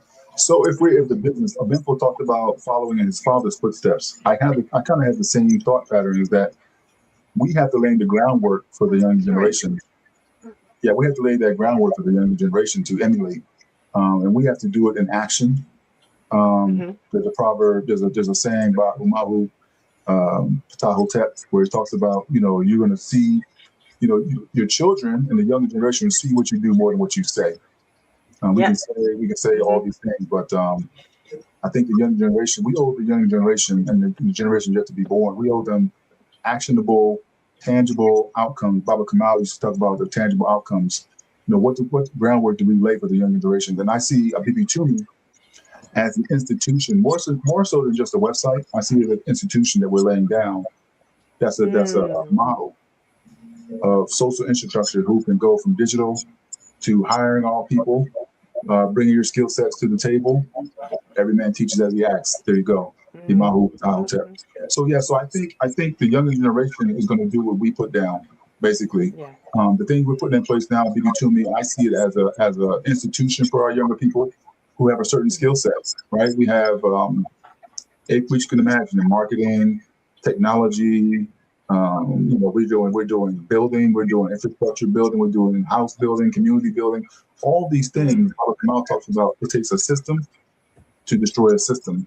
So we're system focused, and we want to hand those system things down to our young generation, so that they're not starting over. They're just picking up the mantle and moving it forward. So we owe the young generation that, because our understanding is, I am my young generation. I am me. My young generation is me. I'm not disconnected from who they are. We understand we're all the same. So that's what we're trying to do. I love that. And finally, what I would love to hear from you is, what do you think has allowed Abibitumi to survive when so many movements have just withered away and disappeared? Yeah, I think the one thing is consistency. I think the other thing is clear thought from the elders, and letting the elders and our ancestors' words be our guiding light. Leadership. Above anybody else, the words of our ancestors should guide what we do. So a lot of what we do is based upon, you saw Obenfo put Himahu in Hotep. This is over 4,000 years ago. We're still quoting the lessons that our ancestors told us 4,000 years ago. So we were mindful of the voices of our ancestors guiding what we do. I think that consistency and that platform, that clear. So Nana Kamal Campbell had a thing called the Kanban, where he goes into the different areas of human activity. So we use these tools. They're not just something we pick up and read from we just don't read the books just to read them. We just don't learn the languages just to learn them. We have a mindset that we're doing these tools to lay a sustainable system that's going to combat a system that we're against. So I think that understanding will allow the Abibitumi to be, sustainable throughout the years, and to be scalable. All right, we're flexible, we're dynamic, and we can move and shake. We're not just one rigid kind of platform system. We're going to adapt to what we need to adapt to, and that's based upon the foundation of our ancestors and what the elders before us had put down. You've answered that so beautifully. You've flowed. My final question was going to be, what does Abibitumi mean to you personally today? And I think you definitely wrapped that nicely with a bow. Yeah. So I just want to. Do you want to add to that? Abibitumi to me is it's very personal. It's very, very personal. Every movement that I study, every successful opportunity we've had in a win, we've had our own communication. Now Marcus Garvey had his communication medium. Now Fred, You can then go down the line. Every movement, so to speak, has had their own communication. Whether it's the drum, Abibitumi is a digital talking drum. Abibitumi is the physical newspaper from back in the day. So to me, Abibitumi is that medium of communication that allows us to speak where we need to speak, how we need to speak, and who we need to speak to and for. That's what Abibitumi is. Abibitumi is also, to me, is, you know, part of what we're supposed to do is become an ancestor, right? But additionally, my job, our job, is to help others become ancestors too. Right. So Abibitumi allows me to help others become ancestors, and I think at the fundamental basis is very, very powerful. That understanding is very, very powerful. How can I help others become ancestors as well? So we're not in this kind of like, I'm just in it for me kind of thing. I want to get all these accolades, you know, pat me on the back. I did a good job. But what did I do with what I had while I was here in this iteration of who I am to help others become their ancestors? So for me, Abibitumi is that link to allow me to do that job. That's amazing. I just want to thank you, Brother Ajakojo, and give you your virtual flowers for all that you do for Abibitumi. And I'm sure everybody is feeling exactly the same way. Please drop your comments in the chat and just let Brother Ajakoju know how you feel. Thank you from all of us. And just a registration reminder. Yes, thank you all so much for contributing, and I hope you're enjoying what you're Yeah, seeing so far. yeah. Thank I'll you go for joining backstage us. now. Go backstage now where you belong. No, I'm joking. Yeah, got you. Thank Thank you very you. much. You're so welcome. Once again, everyone watching from around the world tonight, please don't forget to register at abibitumi.com, create your profile, join the community, become a part of the institution rather. And please continue supporting the remaining events taking place throughout the anniversary weekend. Tomorrow, there is the launch of the Abibitumi Film Club featuring Abuna by Abraham Hali Buru. And Saturday, the launch of the 2026 Abibitumi Conference and Abibitumi Abibifahodie Film Festival. And on Sunday, our final evening, the launch of Deconstruction of Black Civilization, hosted by my sister from another, Amake Abebrese, our formidable Obemfa's most recent release. You have to be there on Sunday. It's good. It's unmissable. So please continue sharing the live stream and inviting others to join. Now we move into a very special part of tonight's program, and that is family and community reflections. Because behind every institution, behind every movement, behind every visionary, there are also family members, loved ones, supporters, and community builders whose presence helps to sustain the work over the decades. First, we welcome a creative force whose work spans media, storytelling, music, podcasts, animation, film, and education. Together with Sister Niara, oh my gosh, I hope I don't destroy this. Ije Wale Omolara Quinto. Please, if I said it wrong, please, you're going to have to correct me. But what a beautiful name. He forms one half of the Quento work inspired by teachings, research, and examples of our warrior scholars and Nana Nom.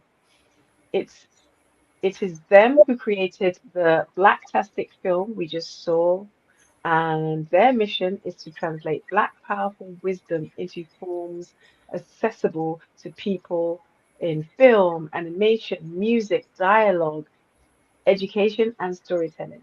Because as energy transforms, so too must mediums through which wisdom travels. Their work centers around building Abibitumi, Black Power, in its pursuit of Abibi Fahodie, Black Liberation. Please welcome uh, um, Aja Bakari, Kwe, Kwedu or Obataye Kwento. I'm so Dali, sorry. It's such Dali. a beautiful name, and I'm sounding like an Weibo person. Please, can you just sing your name for us all so that we can get the true, the true power? Please pronounce it for all of us. And Bakari For me. Kwajo Obataye Quinto. And then Eh, it was Obataye. Niara Ijawale Ijawale, Omalara yes. Omalara. Quinto. Beautiful. And Beautiful. It's Ijawale. I was getting confused, but Ngbegda Ama. Am I saying that right? hmm? Mbegda Ama. Trying to say good evening to you in Igbo. I'm probably Oh, butchering oh, it. I didn't get that. Good evening. Oh, say it again. Okay, I'm saying Mbegda Ama. You make that one. Is that good evening? I'm messing it Oh, up. no. All good. I'm gonna move swiftly on to the next to the On question. the wire is going to help me with this one. Yeah. Well, thank you, Brother Quentin. We've thoroughly enjoyed all of the visual representations. It's been so amazing to watch this evening. How important, with that said, how important is media in preserving and transmitting Black knowledge today? Oh, it's very, very important. And, we Mm, really appreciate the hard work that Obenfo, Sababanachi, Kwajo, all the luminaries, the families, those who will be speaking later mhm. as well, the groundwork that they laid. Myself and my wife, Niara, we were taking in all the spectacular work that they were doing, and we were trying to find ways to transform some of the lectures, some of the books, some of the things that they were doing into a another way to receive the information. So we were like, maybe we could do like an animated series, maybe we could do music, Mm, different things. But we think that our people need all of it. They need yeah, all the different ways to be able to understand what we need to do as Black folks, and Abibitumi has provided a platform for us to be able to do that. So much appreciation to Abibitumi for laying the groundwork yeah. and having a platform where we could do that. I saw in the chat, innovative. It popped up. Innovative couple. That BBC is innovative couple. I love that. That's right. About I to put love that that. K on there. That's right. Yes, got to. So, what role did Abibitumi play in shaping your journey? Uh, a major one actually. I jumped on Hmm. a Abibitumi back in 2018. My Okay. son and daughter were taking courses, and some of the members of Abibitumi and Njideka, and some others who work with Obenfo, and some of even I think Amma was in the courses as well. They were taking virtual courses, and so I jumped on a BB2Me just to kind of see what was going on. But at the time, I wasn't really understanding how to engage the site, how to engage at any level. So, Mm, um, and I had other things I was going through as well. So I ended up coming back in 2024. So quite some time, and it was during the mm, time when they were live, and they had like the biggest repatriate to Ghana class that was there. Everybody was walking across the stage getting citizenship, and I'm like, all right, this is the place. I got to be a part of this, and I jumped on board. And what I started to quickly understand was that there is a spirit of if things need to be done, then let's just do it. mm, You'll hear a lot of, we eat groundnuts with those who have teeth. Um, mm, those who are ready to work, Aja Quadro say to me plenty of times, there's a lot of axes laying around. Let's just pick up one. Let's just get to work. And it mm, was the right environment for myself and for my wife as well. It was like, okay, yeah, we can actually build with some builders. We don't have to sit around and politic about things we like or don't like, or whatever the case may be. These folks were mhm, serious about nation building, not just talking. And mm, we felt like we had to catch up. So we rolled up our sleeves and just got into it. So we really appreciate Benfo. We appreciate all those, the family, and others that have been on the platform that have laid the groundwork for us, and that spirit of we are our ancestors. And when we really think about who our ancestors are, we got a lot of work to do. Got a lot of work to do. A lot of catching up to do. Did you say that your children were taking classes on Abibitumi before you joined? Yes. Well, it wasn't Wow, on Abibitumi. They were working with those who are on Abibitumi. And we were encouraged to, to engage some of the parents and stuff like that on there. And so, I mean, anybody who sees the site, I mean, it was an upgrade earlier today. It's constantly updating, constantly. You're getting new modes, new features, new whatever. And so at the time, I wasn't really understanding how to engage. And it's something that, again, Aja Quadro say a lot of times, and Benfo said again, it's like, our people can be feature first sometimes as opposed to being race first. And at the time, unfortunately, I'm like, the feature wasn't hitting. I don't know. And so I don't know. Already you're a media person, so yeah. Right. So I'm like, okay, no. So then when I came back, I'm like, no, it's about our people. Benfo says a lot, the president of China drives a Chinese car, not because it's better, because it's his. And when I think about Abibitumi, it's ours. It's our site that we can improve. It's our place, and not just a digital, now physical place that we can grow. It's ours. So we should take pride, and we should work to build it, as opposed to, waiting for, a feature. And that's been a motivator for me and for my family. Amazing. I 100% agree. And you've again answered the question I was about to ask you, which is what responsibilities come with creating African-centered media today? I don't know if you want to add to that. Yeah, I think that there's a lot of, again, and I'll go back to say, Benfo speaks a lot about this. There's a lot of mess going on in cesspool media, a lot. You'll hear people saying the same trends every year. It's like a new word or phrase is being released. People go viral because they're spreading viruses all over the place. And so we have a responsibility to provide our people with, basically, it's our responsibility to restore Ma'at. And that means that we need to drive our ISFET.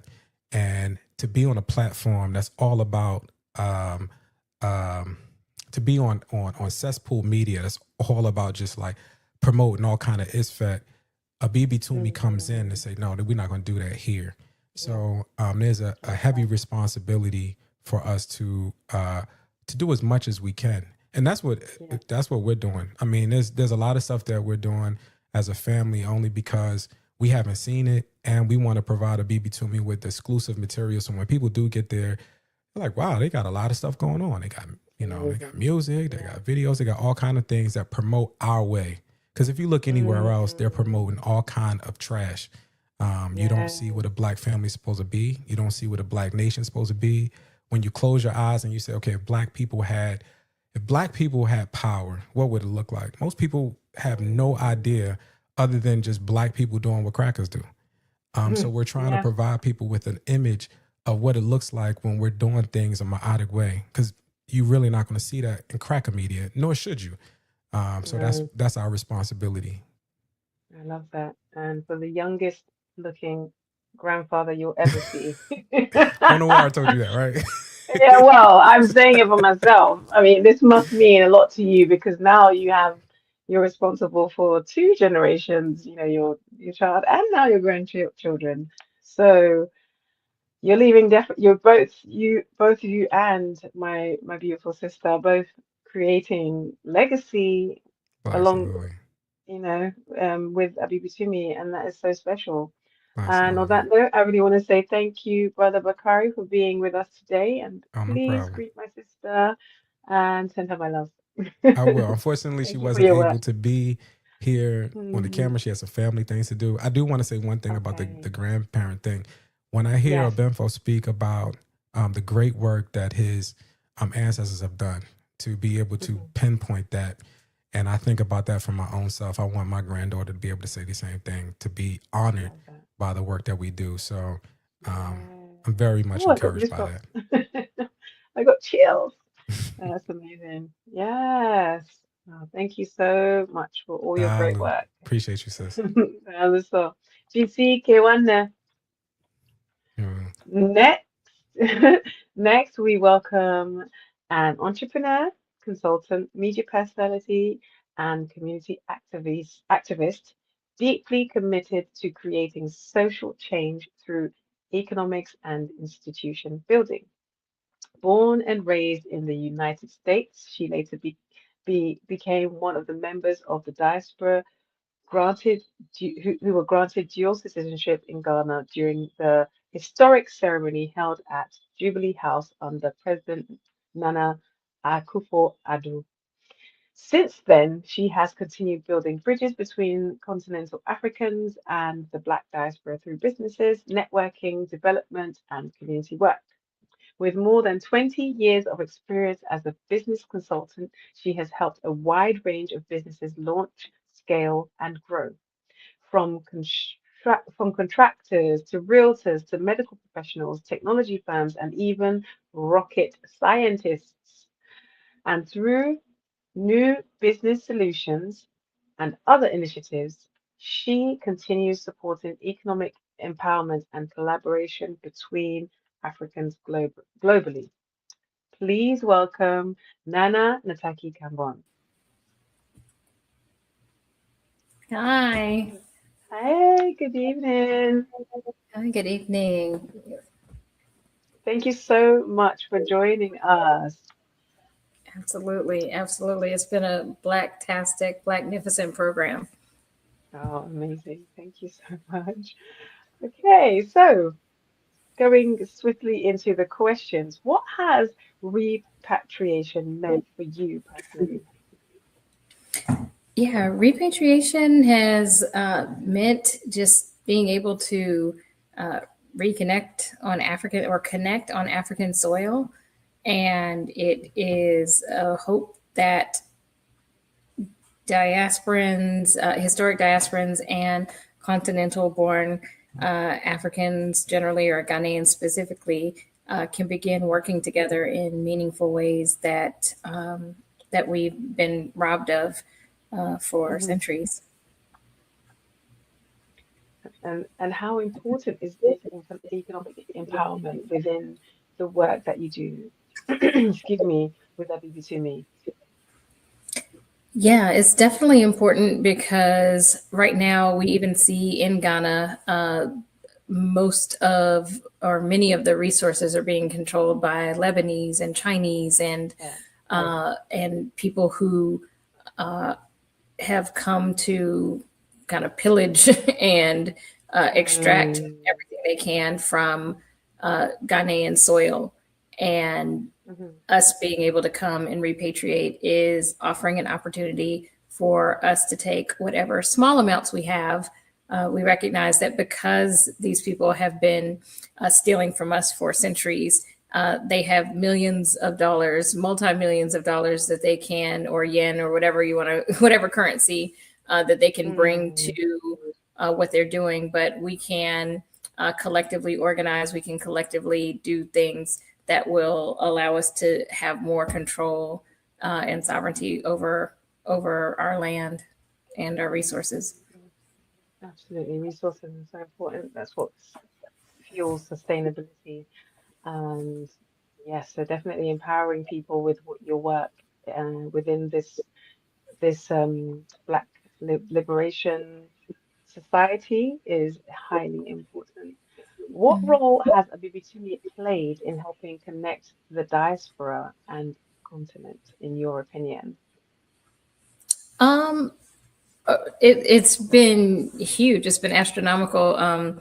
They say that imitation is the sincerest form of flattery, and the number of people who have taken what Abimfo has done through Abibitumi and tried to copy elements of it online and offline, looking at the work that Abibitumi and the Sankofa journey have done in terms of bringing people to Ghana.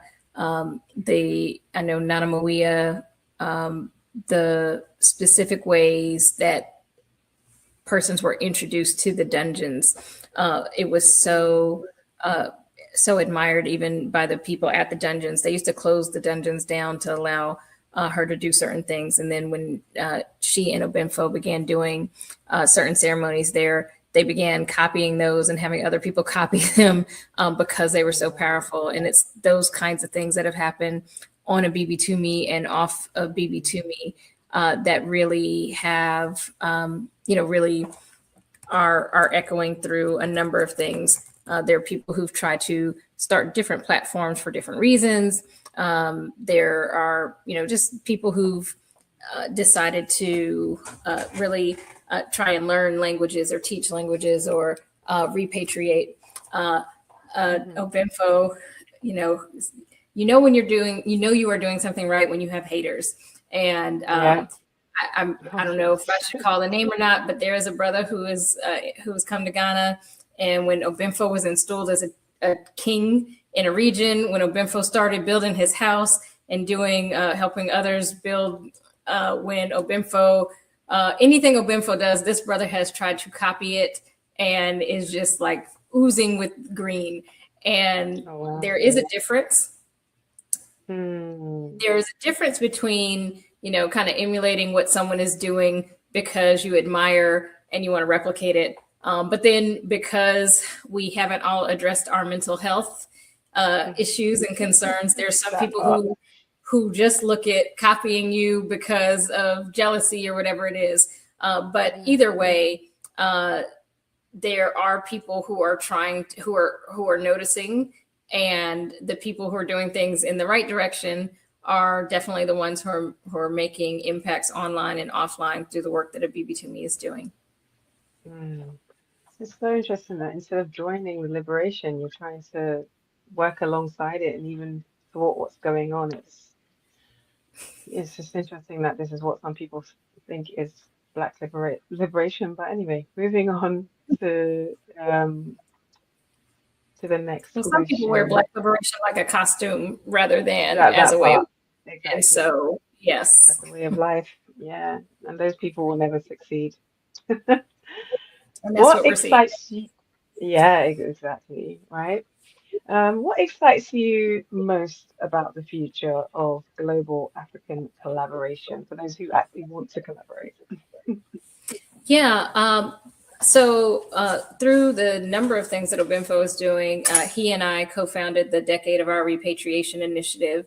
And at the core of that, it's looking at 10 years of historic diasporans who are already in Ghana and those who may want to find a way to connect with Ghana, either to live, work, go to school, retire, build, invest, any number of things, give back. It's looking at how people make that happen. And Abibitumi is, of course, going to be central in that because we're not going to be having the conversations about the 10 years or the decade of our repatriation on European platforms. And so just looking at how Abibitumi grows as people first recognize the importance of making a connection with Ghana, and then recognize that in both the physical Pan-African spaces and as well as the digital Pan-African space is where they need to be, we're going to see a lot of change. So that's what I'm looking forward to. And what advice would you give people considering repatriation and reconnecting to the continent? Yeah, I don't want to take up too much time, but I tell this story all the time. When I came on the Sankofa journey one year, and I really, even though it was something my mother did for years, I think I came as more of a spectator. I didn't really see like myself connecting with Ghanaians. Not intentionally, but it was just like, okay, I'm on a tour. Even though the Sankofa journey is not a tour, it was kind of how subconsciously I was looking at it. But Mama Kala organizes these amazing activities, and she had organized a business expo, and there was a panel with 13 people on it, which is a lot of people on a panel. And Obenfo was number 13. And the 12 people before him talked ad nauseum about, oh, well, I came to Ghana and I got robbed. Oh, I came to Ghana and I lost all my money. Oh, I came to Ghana and blah, like it was just horror story after horror story. Oh, I had to go back and forth a bunch of times because I lost all my money and blah, blah, blah. And he was number 13. And he was like, well, I came to Ghana and I got my PhD, and I got my blah, blah, blah. And I got this award, and I was the best blah, blah, blah, blah, blah. And I've got land, and I got installed. And I was like, wow, what are you doing? Like, how? And as a consultant myself, you know, I always hope that our people get over the notion that we have to learn everything from zero. We have to start everything. Some people want to wear this badge that says, aha, I'm learning everything. There's, you know, there is something to be said for intelligent people who recognize that the best strategic move for yourself is to take what other knowledge someone has and apply it so that you're not starting at the starting line. You're like 2 inches from the finish line. And when I heard him say all that, I was like, I don't know what those people did, but I hear that they came to Ghana on their own. I'd like to pay him so I don't have to go through any of that. And that's how, you know, with that suggestion and working together, that's how Repatriate to Ghana was formed. And so I said that to say I'm sorry, I even got lost in the question with the story. I'm reflecting on some of the stories. But please, go ahead. It was basically what advice you would give people who are wanting to repatriate. And definitely Repatriate to Ghana. At the Door initiative is an initiative of Repatriate to Ghana. So it's taking what were more like concierge, one-on-one. We are going to handhold you through making a successful transition in Ghana, and extrapolating that over where, you know, thousands of people can come at a time and get resources all together. So through all of these initiatives, this is the future of repatriation in Ghana. I love that. I love that. With that said, thank you so much for joining us this evening. Thank you so much for your work. And I'm so excited for what's to come for the next 20 years, 40 years, 60, 80. Well, yeah. Thank you so much, Ataki. Hope you enjoy the rest of the evening. Yes, I'll be watching the rest of the program. Yes, amazing. Thank you so much.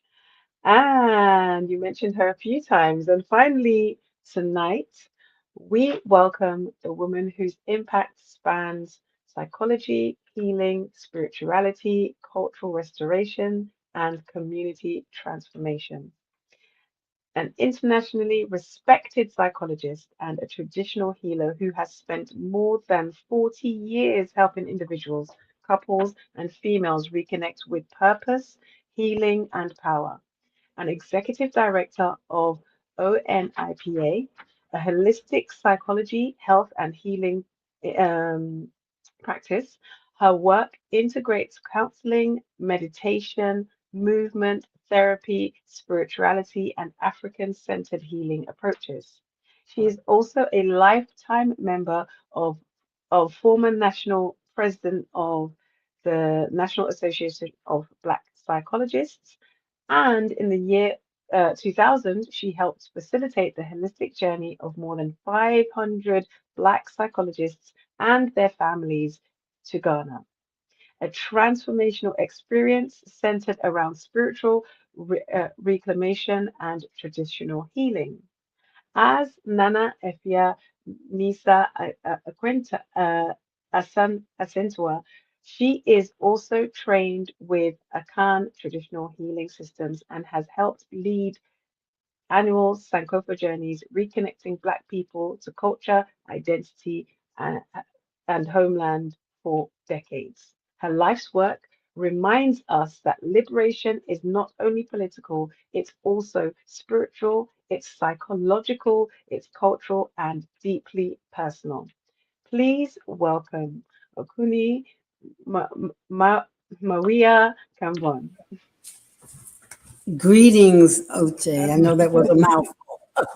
It was a mouthful because you have so accomplished, and it's such an honor to interview you this evening. Last but definitely not least, the woman that birthed the great event. What emotions come to mind as you're reflecting on the 20-year journey that Abibitumi has been on?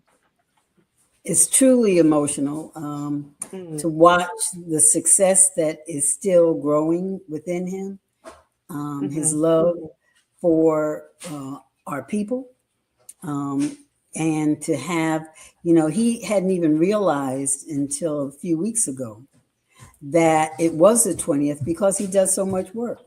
And that was the focus.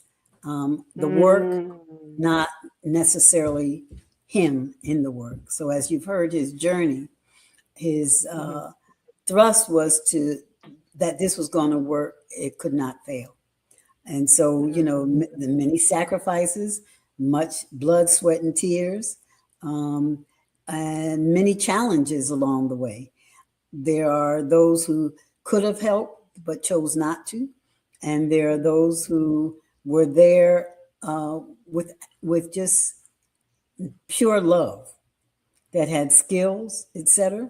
Everything, I can't tell you how many times a Abibitumi Casa and Abibitumi has been hacked by haters. We expect that.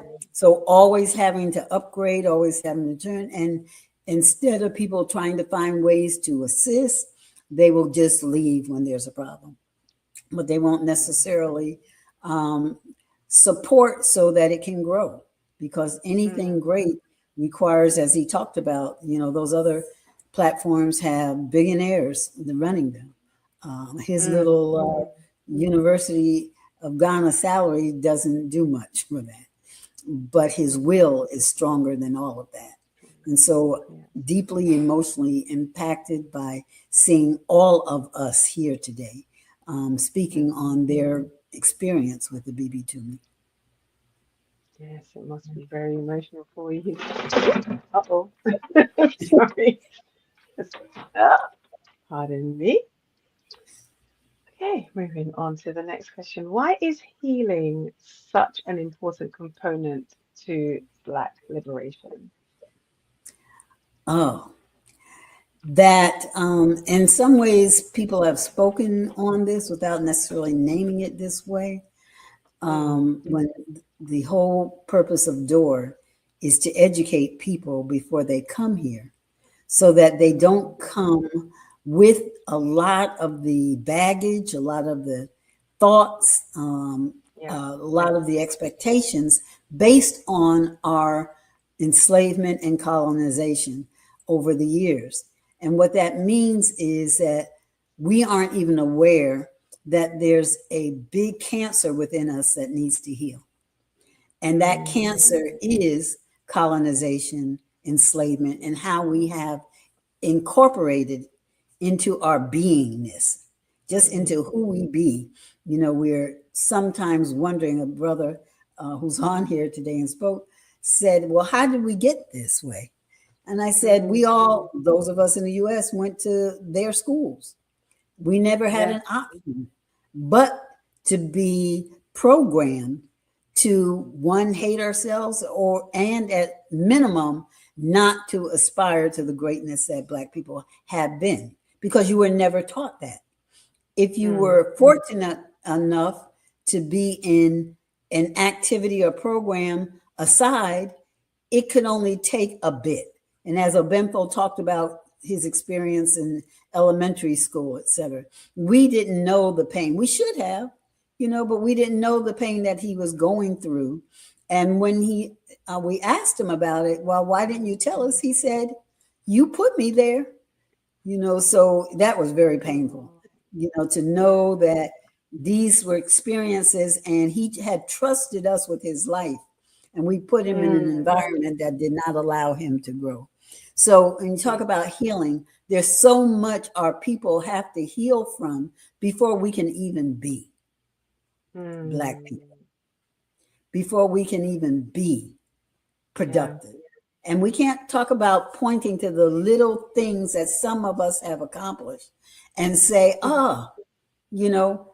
as Nataki just talked, emulating people is good, but you got to be able to stand in your own spirit. We all came here with a purpose, and it's difficult to fulfill that purpose if you don't know that some things, some people are trying to interrupt and interfere with who you be. So that's how healing is important. And Abibitumi has been a platform that has allowed me to do many workshops on just that topic. Healing. Interesting. It's funny you say that you felt like you put him in an environment that didn't allow him to grow, but I actually think in a way that was training his baby muscles because the resistance he comes up against daily now is like bouncing off him, like, he doesn't even touch him because he was able to start building that resistance from such an early age. Because you don't really know what you're up against if you're not thrown into the lion's den. You don't know what your fight is for if you don't. So I think from an early age, it was the way the creator wanted it to be. That's right. He had to build that backbone, He always had his ancestors surrounding him to make sure that he would not fail. But just as a mother listening to those challenges were a little painful. It must be tough. Even though I have a role in the world, I understand, that we're given these challenges to help us grow. Yeah, but you gave him the armor to fight and to stand strong. So that you could definitely be celebrate. You can celebrate yourself. Thank you so much. I'm going to move on to our final question for you this evening. What does 20 years of Abibitumi mean to you personally as a mother and an elder?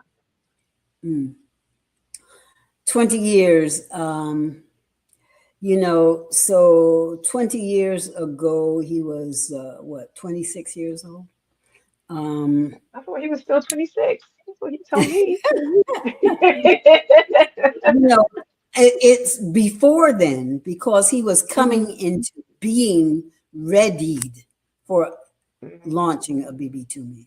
So he had many experiences, as he talked a little bit about, and being in settings, meeting people who were about the work, or at least supposed to be about the work. And I just met a young man recently, I was telling him about that. I could see the energy that was poured into him for him to come out to be such a nice young man. And I can see, we're not perfect in what we do. And we always need to listen to help us shape ourselves as we move on this journey.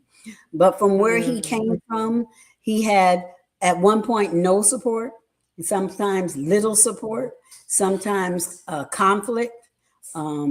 He was steadfast in that he knew that his ancestors had accomplished much, and so therefore he could not fail.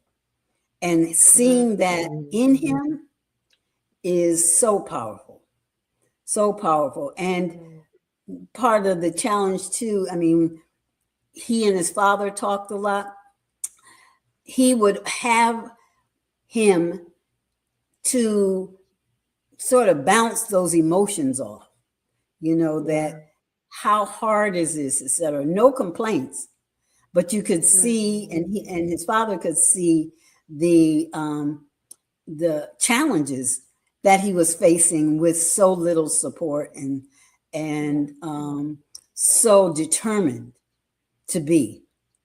So what I've experienced over this 20 years is watching him grow. I look forward to more and more people with their skills, with their resources, with their money, supporting Abibitumi so it can become greater than it be right now. And it is great. This is a community unparalleled. And with those you've talked to some today who have been a part of the journey, there is no limit to what Abibitumi can be in and of itself, and particularly for our people in our development.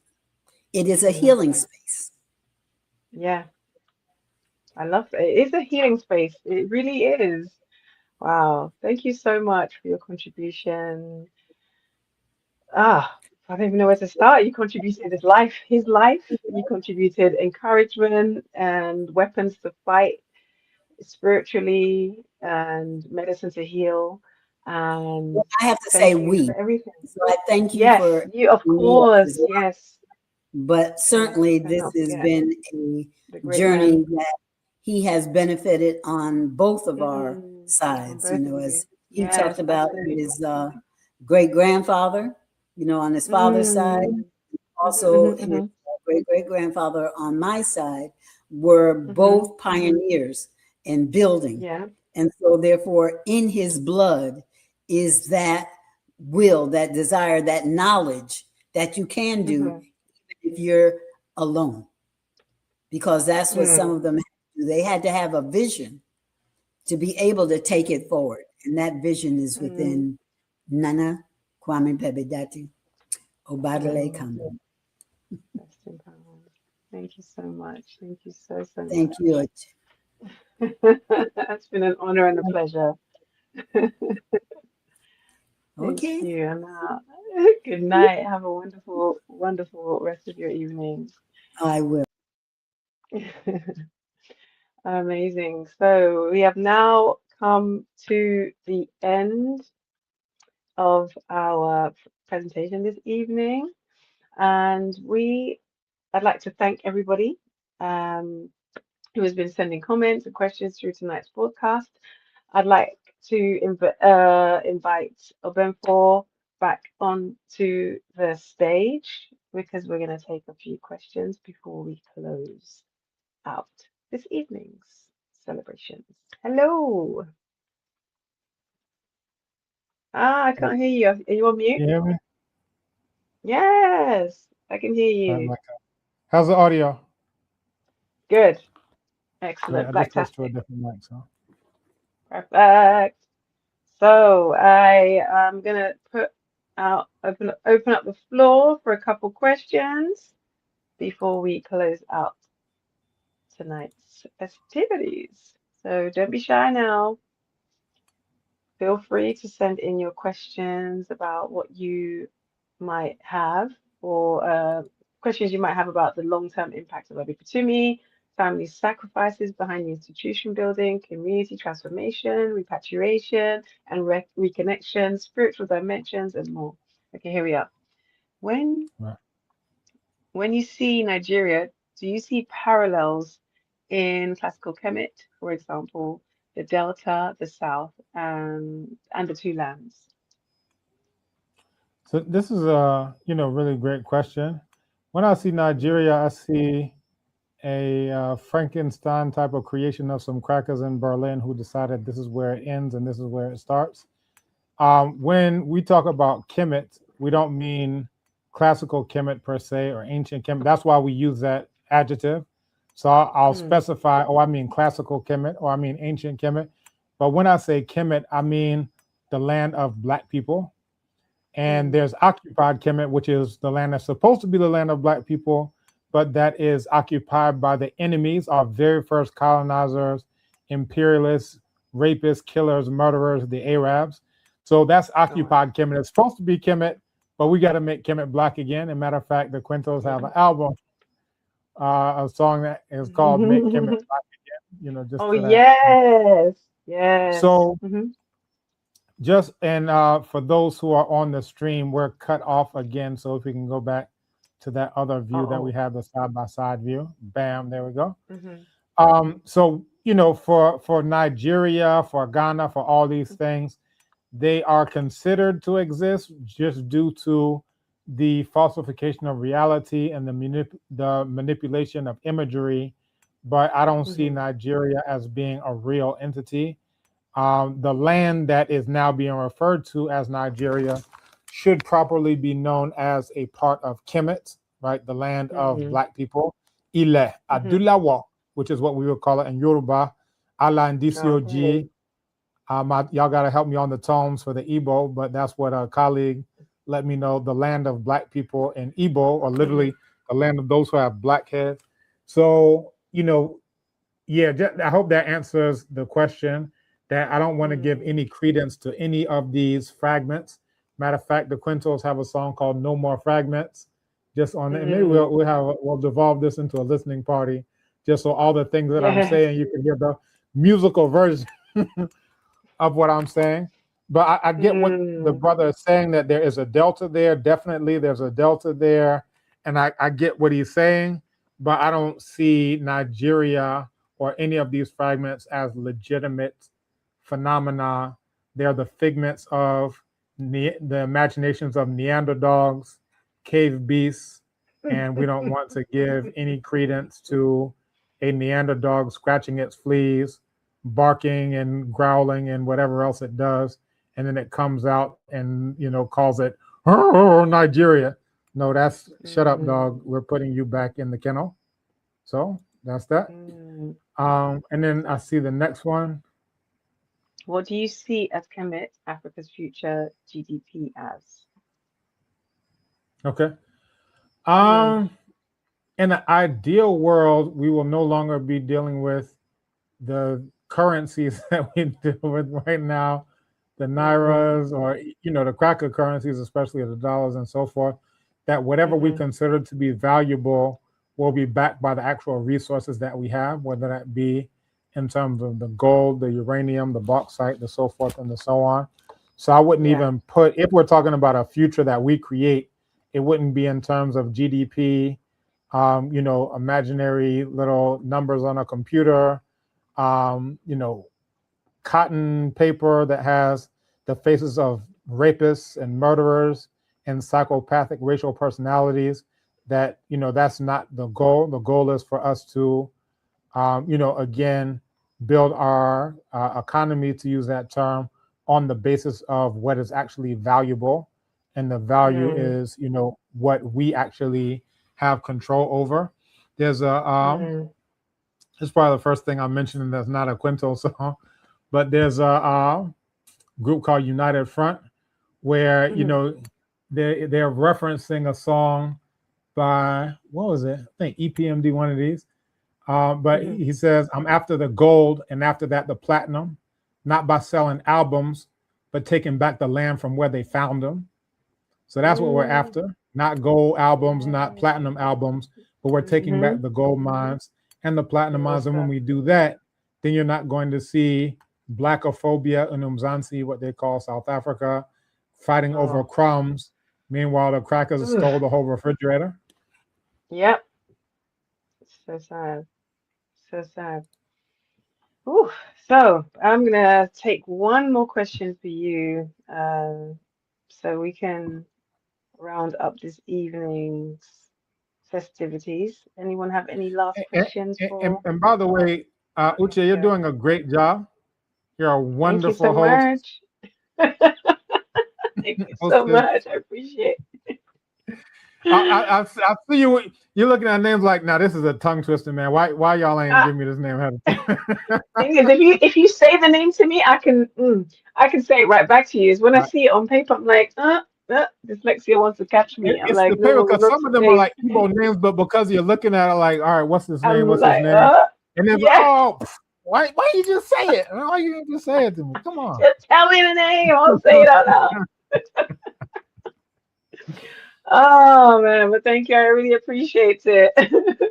Right, our final question of the evening. I think you answered this earlier, actually, but I guess you might want to give us a little nugget to go away with. What do you envision for Abibitumi in the next 20 years? I like what the Quintos put together at the end of the montage, right? And I think we're going to show the whole montage from beginning to end before we close out. But it shows me like walking out of Humnu, but now there are people in this studio. Like literally, we just bought 3 acres in front of Abibitumi headquarters, and we're looking and thinking about what to do with it. I told Onwara it would be good to do a studio over there, so we don't have to worry about when we're broadcasting, when we want to put anything out, whether that's music, whether that's film, whether that's our own program, whatever it is, we could do that. But like it shows me, I guess, an older me, even though I already got the gray hairs, and I'm about to go up by another year in the next couple of days. But it shows me walking, and you can see these people who are active here, those folks who are putting something together on that side, the people who are on the upstairs of Hamnu working on stuff, discussing stuff, talking through stuff. That's what I see. I see, a bustling economy. I see reinforcements. Like all the talks and things that I do, I'm really calling for reinforcements, because literally I'll do a one-man show And, you know, I'll go against a tank with a shank, right? But, you know, if others are willing to, you know, step up in any way, shape, or form, so be it. My goal, like I said, was to become an ancestor. And in the last maybe about 4 or 5 years, I had like an epiphany. And that came from a book that I read in like 98, 99. It was called On Becoming Ancestors, African Spirituality on Becoming Ancestors. And the idea that I got from that is the goal is to live a good life. That's Obrapa. To have good character. That's Subaimpa. And part of that is, you know, all of those things, having children, being, you know, so forth. And then to become an ancestor.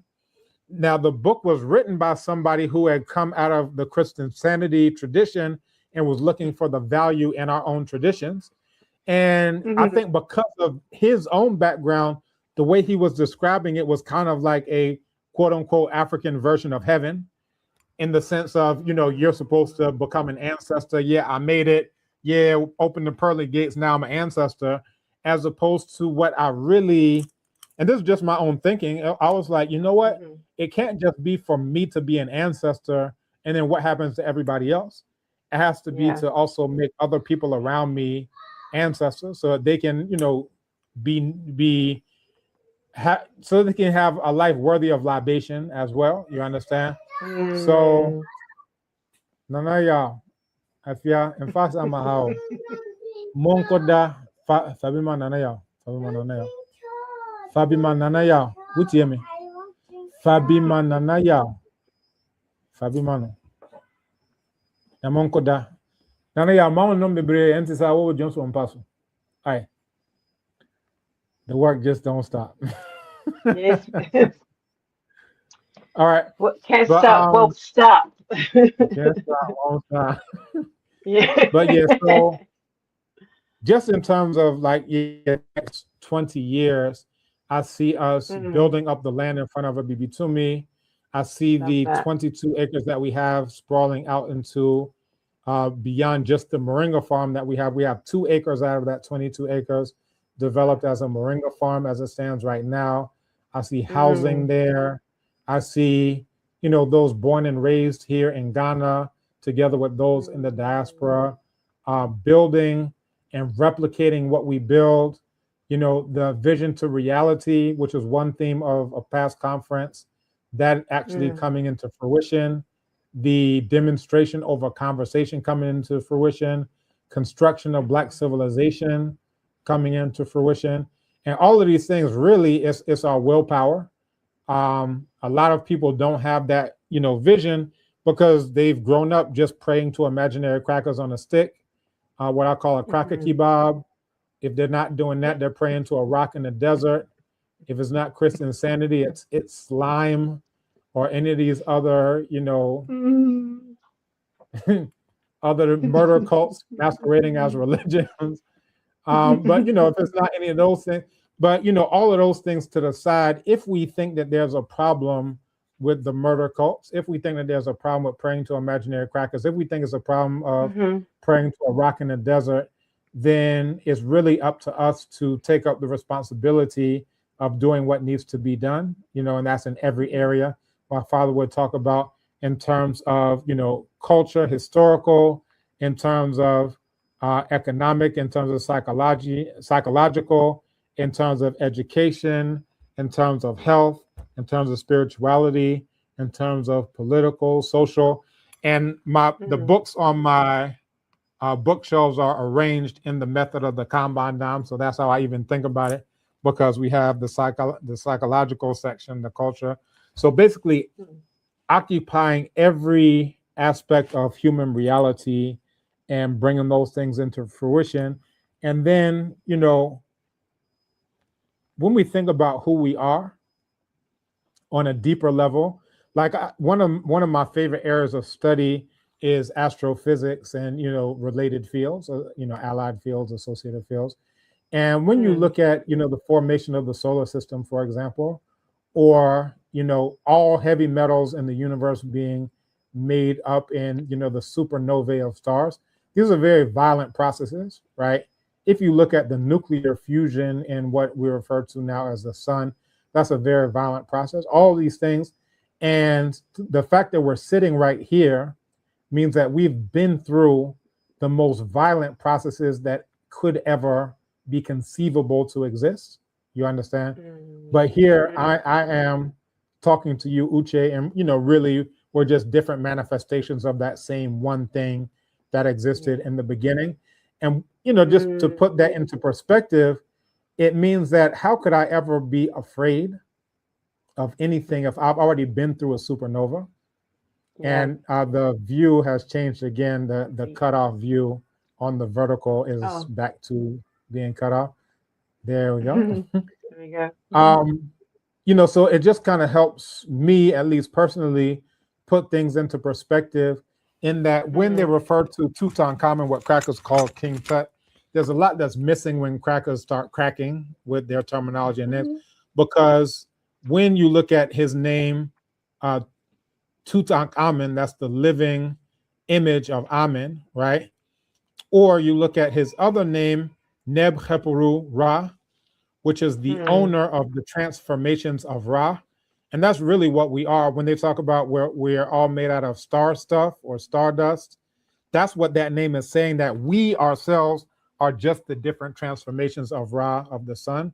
So, just to answer your question now, that what I see is moving forward without fear, because we know who we actually are. We know that we can never die. The best thing someone can do for us is to make us transform. The worst thing someone can do for us is to make us transform. But at the end, all that there is transformation. So I'm going to do what I think is necessary to restore Ma'at. And then maybe, just maybe, my name would be remembered like Sarah Kamos, who whooped the crackers' behinds and drove them out of Kemet. Drove them out so far that they forgot what even happened to them. And when they founded a town called Jerusalem, they thought that they were enslaved and let my people go in Exodus.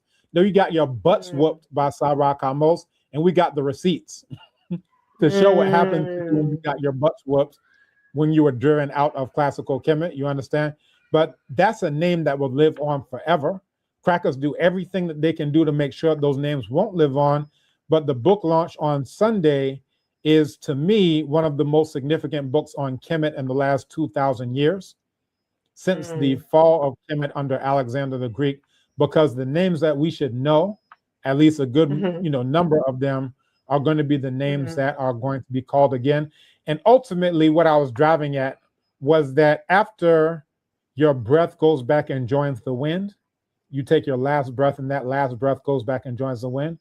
When your shadow goes back and joins the night, when your body goes back and joins the soil, what is going to live on longer than any other part that was you is your name. It's your name. It's your name. And everybody 150 years ago, at the time of Nana Nat Turner or Nana Gabriel Prosser or Nana Paul Bogle, every single person who was alive at that time has passed on now. The brave ones have passed on, and the cowards have passed on. The difference is that the cowards died before they ever even took their last breath. Their names were already gone. And I was thinking about the one who betrayed Nana Denmark Vesey. You can actually read the document of the trials of how they put them on trial. And they talk about this coon, buffoon, and Looney Tune who was approached at the docks by somebody who was part of the conspiracy, as they called it, where we were going to right ourselves. We were going to raise up and right ourselves as to our condition, right? But this coon, buffoon, and Looney Tune sold our people out. And, in the notes of the proceedings, they said it would be a travesty if we do not reward that man for, selling his own people out. But we don't even know what his name is. They didn't even preserve his name in the transcript. They said, to make sure that he doesn't get his butt whooped by the black people who should have whooped his butt. But his name was already gone. It was disappeared. He had died before he ever even died. His name is not worthy of libation. So the one thing that could outlast you is already gone in that case. But those who live for Black liberation, those who live for Black power, their names will never die. And there's a text on the intro of the Medu Neter textbook, it says Nka Reen F Hoot Neter or Nehe. And it says, look or behold, as Cracker say. I say, check it out. Your name will exist. Reen F Win F Hoot Neter, that your name will exist in the enclosure of the Neter, the divinity, for eternity. Imagine someone being able to tell you, check it out, your name will exist in the enclosure of the divinity forever. Can you say That's it all a privilege together? that only happens to those who are in alignment with Ma'at. So that's what I can say to Can you that. say this, the whole statement? I'm gonna pull it up so I can put it. But it says, Okay. Win Rin F Hoot Necher Arnahe. So check it. Exists name of yours in the house of the Necher forever. I'm gonna pull it up. It's in the Medu Neter, in the Medu Neter books. And it's even better to see it, because when you see it, this is actually how it's written in Medu Neter. So let me pull it up. I'll make that a quick screen share so that people can actually see what it is that I'm talking about. But it's very profound. Because it's profound, because that sounds Inky. My sister's name is Inky Iru. So Inka, when you said Inka, it's like it resonated with me, because that sound is prevalent within the Igbo language. And Inki, it means well, her full name means your future will be greater. So the fact that that first sound, as soon as you said it, it just resonated with me because of my relationship with my mother tongue. So just forming relationships within the languages, I guess. And So, did you pull it up? Sorry, go yeah. ahead. Can you see it? Can you see my screen? Nope. All right, let me stop the share. And we're about to close out, so we appreciate all those who are here. We're wrapping We're up getting right close now. to the close. Mama Kala, I know Mama Kala wants to keep going, but eventually. Oh, they must come to an end. Ajako Joe, can you put the screen share up? If you can see So it, while I he am does that, sharing. whilst he does that, I'm gonna. You got it? Oh, okay. You can see it? So this is Mka. That's check it out. Check it out. Madut Sin, their words. Actually, this is a different one, but I'll read this out for you. This is different from what I was looking for. So Mka, check it out. Medut Sin, that's their words. Min, that is to endure. Sahau, that their words endure in writings. Paga, that is open. Should open your book. So basically, it's saying that their words exist in writing. So open your book in order to experience those. I'll try to see if I can find the other one that I was looking for. That's not what I was looking for, but it may even be in an earlier edition of this same volume. But just for the sake of time, I won't read Medu Neter to you, because that gives us a good 3,000 years of reading that I would need. That's for another time. Yeah, and you're in London, so you're even an hour beyond us here in Ghana. So yes, definitely. It's almost midnight over here. So thank you so much, Abenfo. It's been a pleasure and an honor to speak to you and interview you as tonight begins to draw to a close. I once again want to remind everyone that this celebration is going on throughout the weekend. Tomorrow is the launch of the Abibitumi Film Club and AES film series featuring Abruna by Abraham Hali Biru. Saturday is the launch of the Abibitumi Conference and Abibitumi Abibitumi Abibifahodie Film Festival, and Sunday is the launch of the construction of Black Civilization.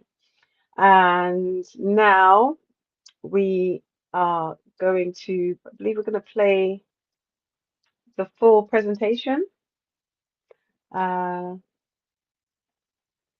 then after that, we're going to follow on with a libation. Oh, we're going to do a closing libation first. Pardon me.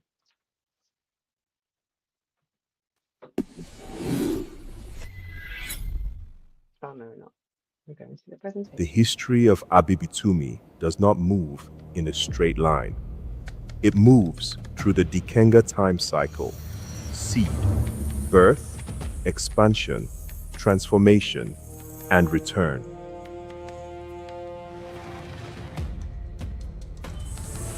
Before the apps, before the conferences, before the global network, there was a question: what happens when Black people build our own digital home? In 2006, the work moved through language. Obadele Kambon taught Twi and Yoruba in Chicago, using language as a path back to memory, identity, and power. At the 2006 Sankofa Conference in Washington, D.C., Obadele and Dr. Kwasi Konadu reasoned through a vision that would move from idea to infrastructure.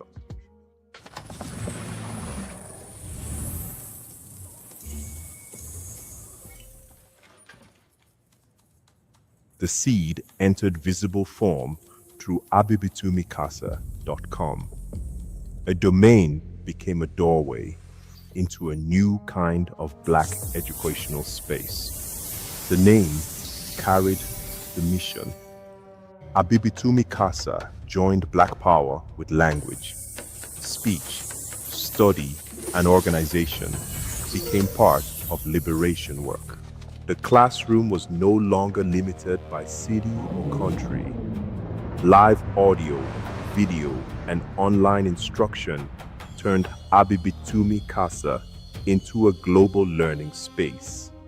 By 2007, Abibitumi Casa offered online classes in Akan, Yoruba, Songhai, Wolof, and other Black languages.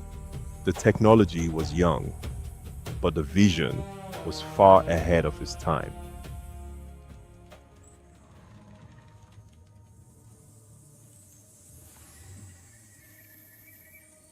Abibitumi Casa grew into a virtual learning center with more than 1,500 members, multiple forums, live classes with instructors, becoming an expanding Black educational network.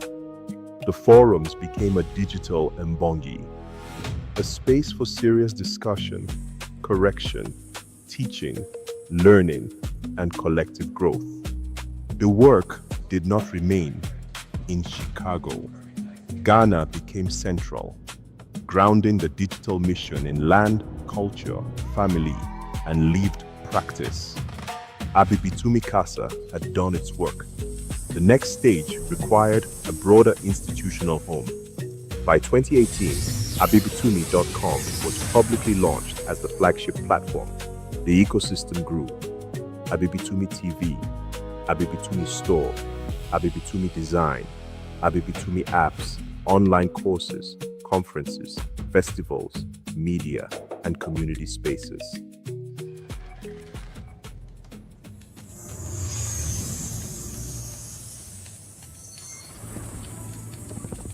The next stage was physical.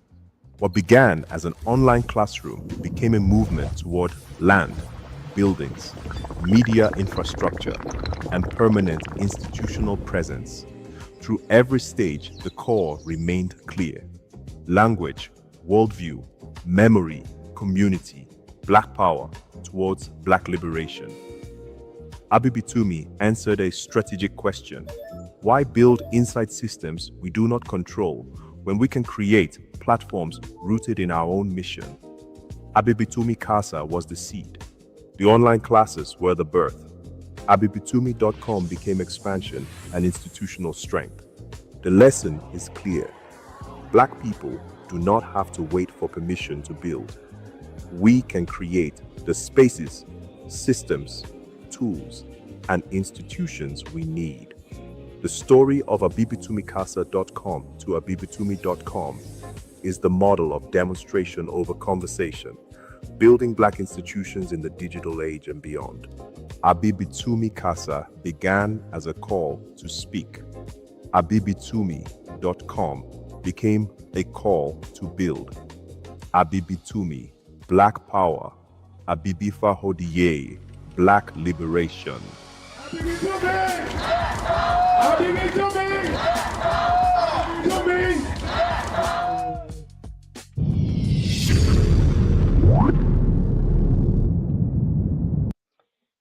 Whew, what a powerful evening. Tonight we have been reflecting on history, community sacrifice, institution building, family, scholarship, healing, and vision. 20 years of Abibitumi represents far more than just survival.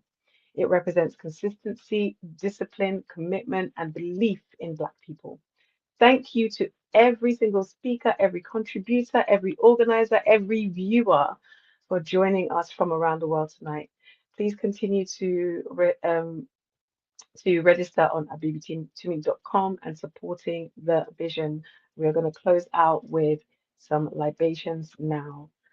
Thank you very much. I'm going to hand over to Obenfo.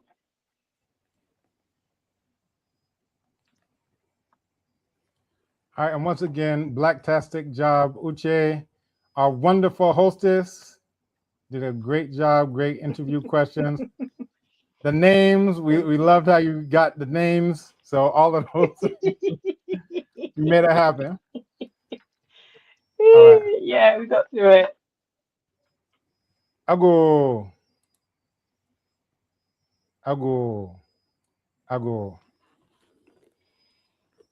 Omi tutu, il est tutu, ori tutu, no tutu. Tutu lalo ye. Ìbà Olódùmarè tẹ̀rẹ̀rẹ̀ káyé. Ìgbà Ọ̀rúnmìlà òjùkọ̀tún. Ìgbà Ọ̀rúnmìlà òjùkọ̀sìn. Ìbà Ọ̀rúnmìlà gbárápẹ̀tù. Ìbà Ifá akérèfẹsọ̀gbọ́n. Ìbà Akọ́dà, ìbà Àṣẹ̀dá, ìbà Rẹ̀bọ́lùtùfẹ̀. Ìbà Mẹ́gbọ́nlọ́dẹ Rẹ́mọ. Ìbà ẹ̀yìn àríwájú awálèrò ẹ̀hìn. Bí ẹ̀kọ́ ló bá jùbà ilẹ̀ ìlà lanu. Ọmọ tí kìí jùbà ti bàpá. Àgbẹ̀ tí kìí jùbà. Àdá ló ṣàníjúgun. Kí gbogbo yín òrìṣà kí ẹ wá mu omi. Ìbà Ọ̀ṣun, ìbà Ògún, ìbà Yemọja, ìbà Ṣàngó, ìbà Ọya, ìbà òrìṣà oko, ìbà Ọbàtálá, ìbà ẹ̀yin òrìṣà gbogbo, ìbà ọ̀kànlénírínwó, ìbà àtiyọ ọjọ́, ìbà tìwọ̀ oòrùn. Kí gbogbo nǹkan lọ tààràtà fún wa. Kàkọ́ gbọ́ngbọ́ngbọ́n, kàkọ́ lọ́mọ́lá, kà lówó lọ́wọ́, kà lówó láyé. Ká ṣẹ́gun wọn tábà gbogbo. Kò ní sí ọ̀tá kankan tó lè fà wá sẹ́yìn ní gbogbo èsì ayé wa. Ká ní ìlọsíwájú àti ìtẹ̀síwájú ní nǹkan kí nǹkan tá bá ń ṣe. Pàápàá jùlọ nǹkan tá ń ṣe tó jẹ mọ́ òmìnira èèyàn dúdú, tó jẹ mọ́ òmìnira adúláwọ̀, kó jẹ mọ́ gbogbo nǹkan tí ń láti ṣe láti ní ìlọsíwájú àti ìtẹ̀síwájú. Kí a ní ìdàgbàsókè, kí a ní ìtẹ̀síwájú nínú nǹkan tá ń ṣe. Ká rówó lò, ká rọ́kọ̀ wá, ká rọ́mọ bí, ká ráya fẹ́. Kí gbogbo nǹkan lọ dáadáa fún wa nínú gbogbo nǹkan tá ń ṣe. Ẹ̀yin òrìṣà, ẹ̀yin lẹ ríra, ẹ̀yin lẹ ríran jù wá lọ. Orí wa kò sí òrìṣà tó lè gbẹ̀nì lẹ́yìn orí ẹni. Kí gbogbo nǹkan lọ dáadáa fún wa. Àṣẹ, àṣẹ, àṣẹ ooo. Kí bà kó ṣẹ.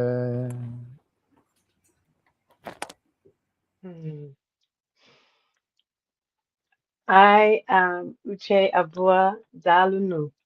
Mudasi, thank you all for joining us. Good night, everybody.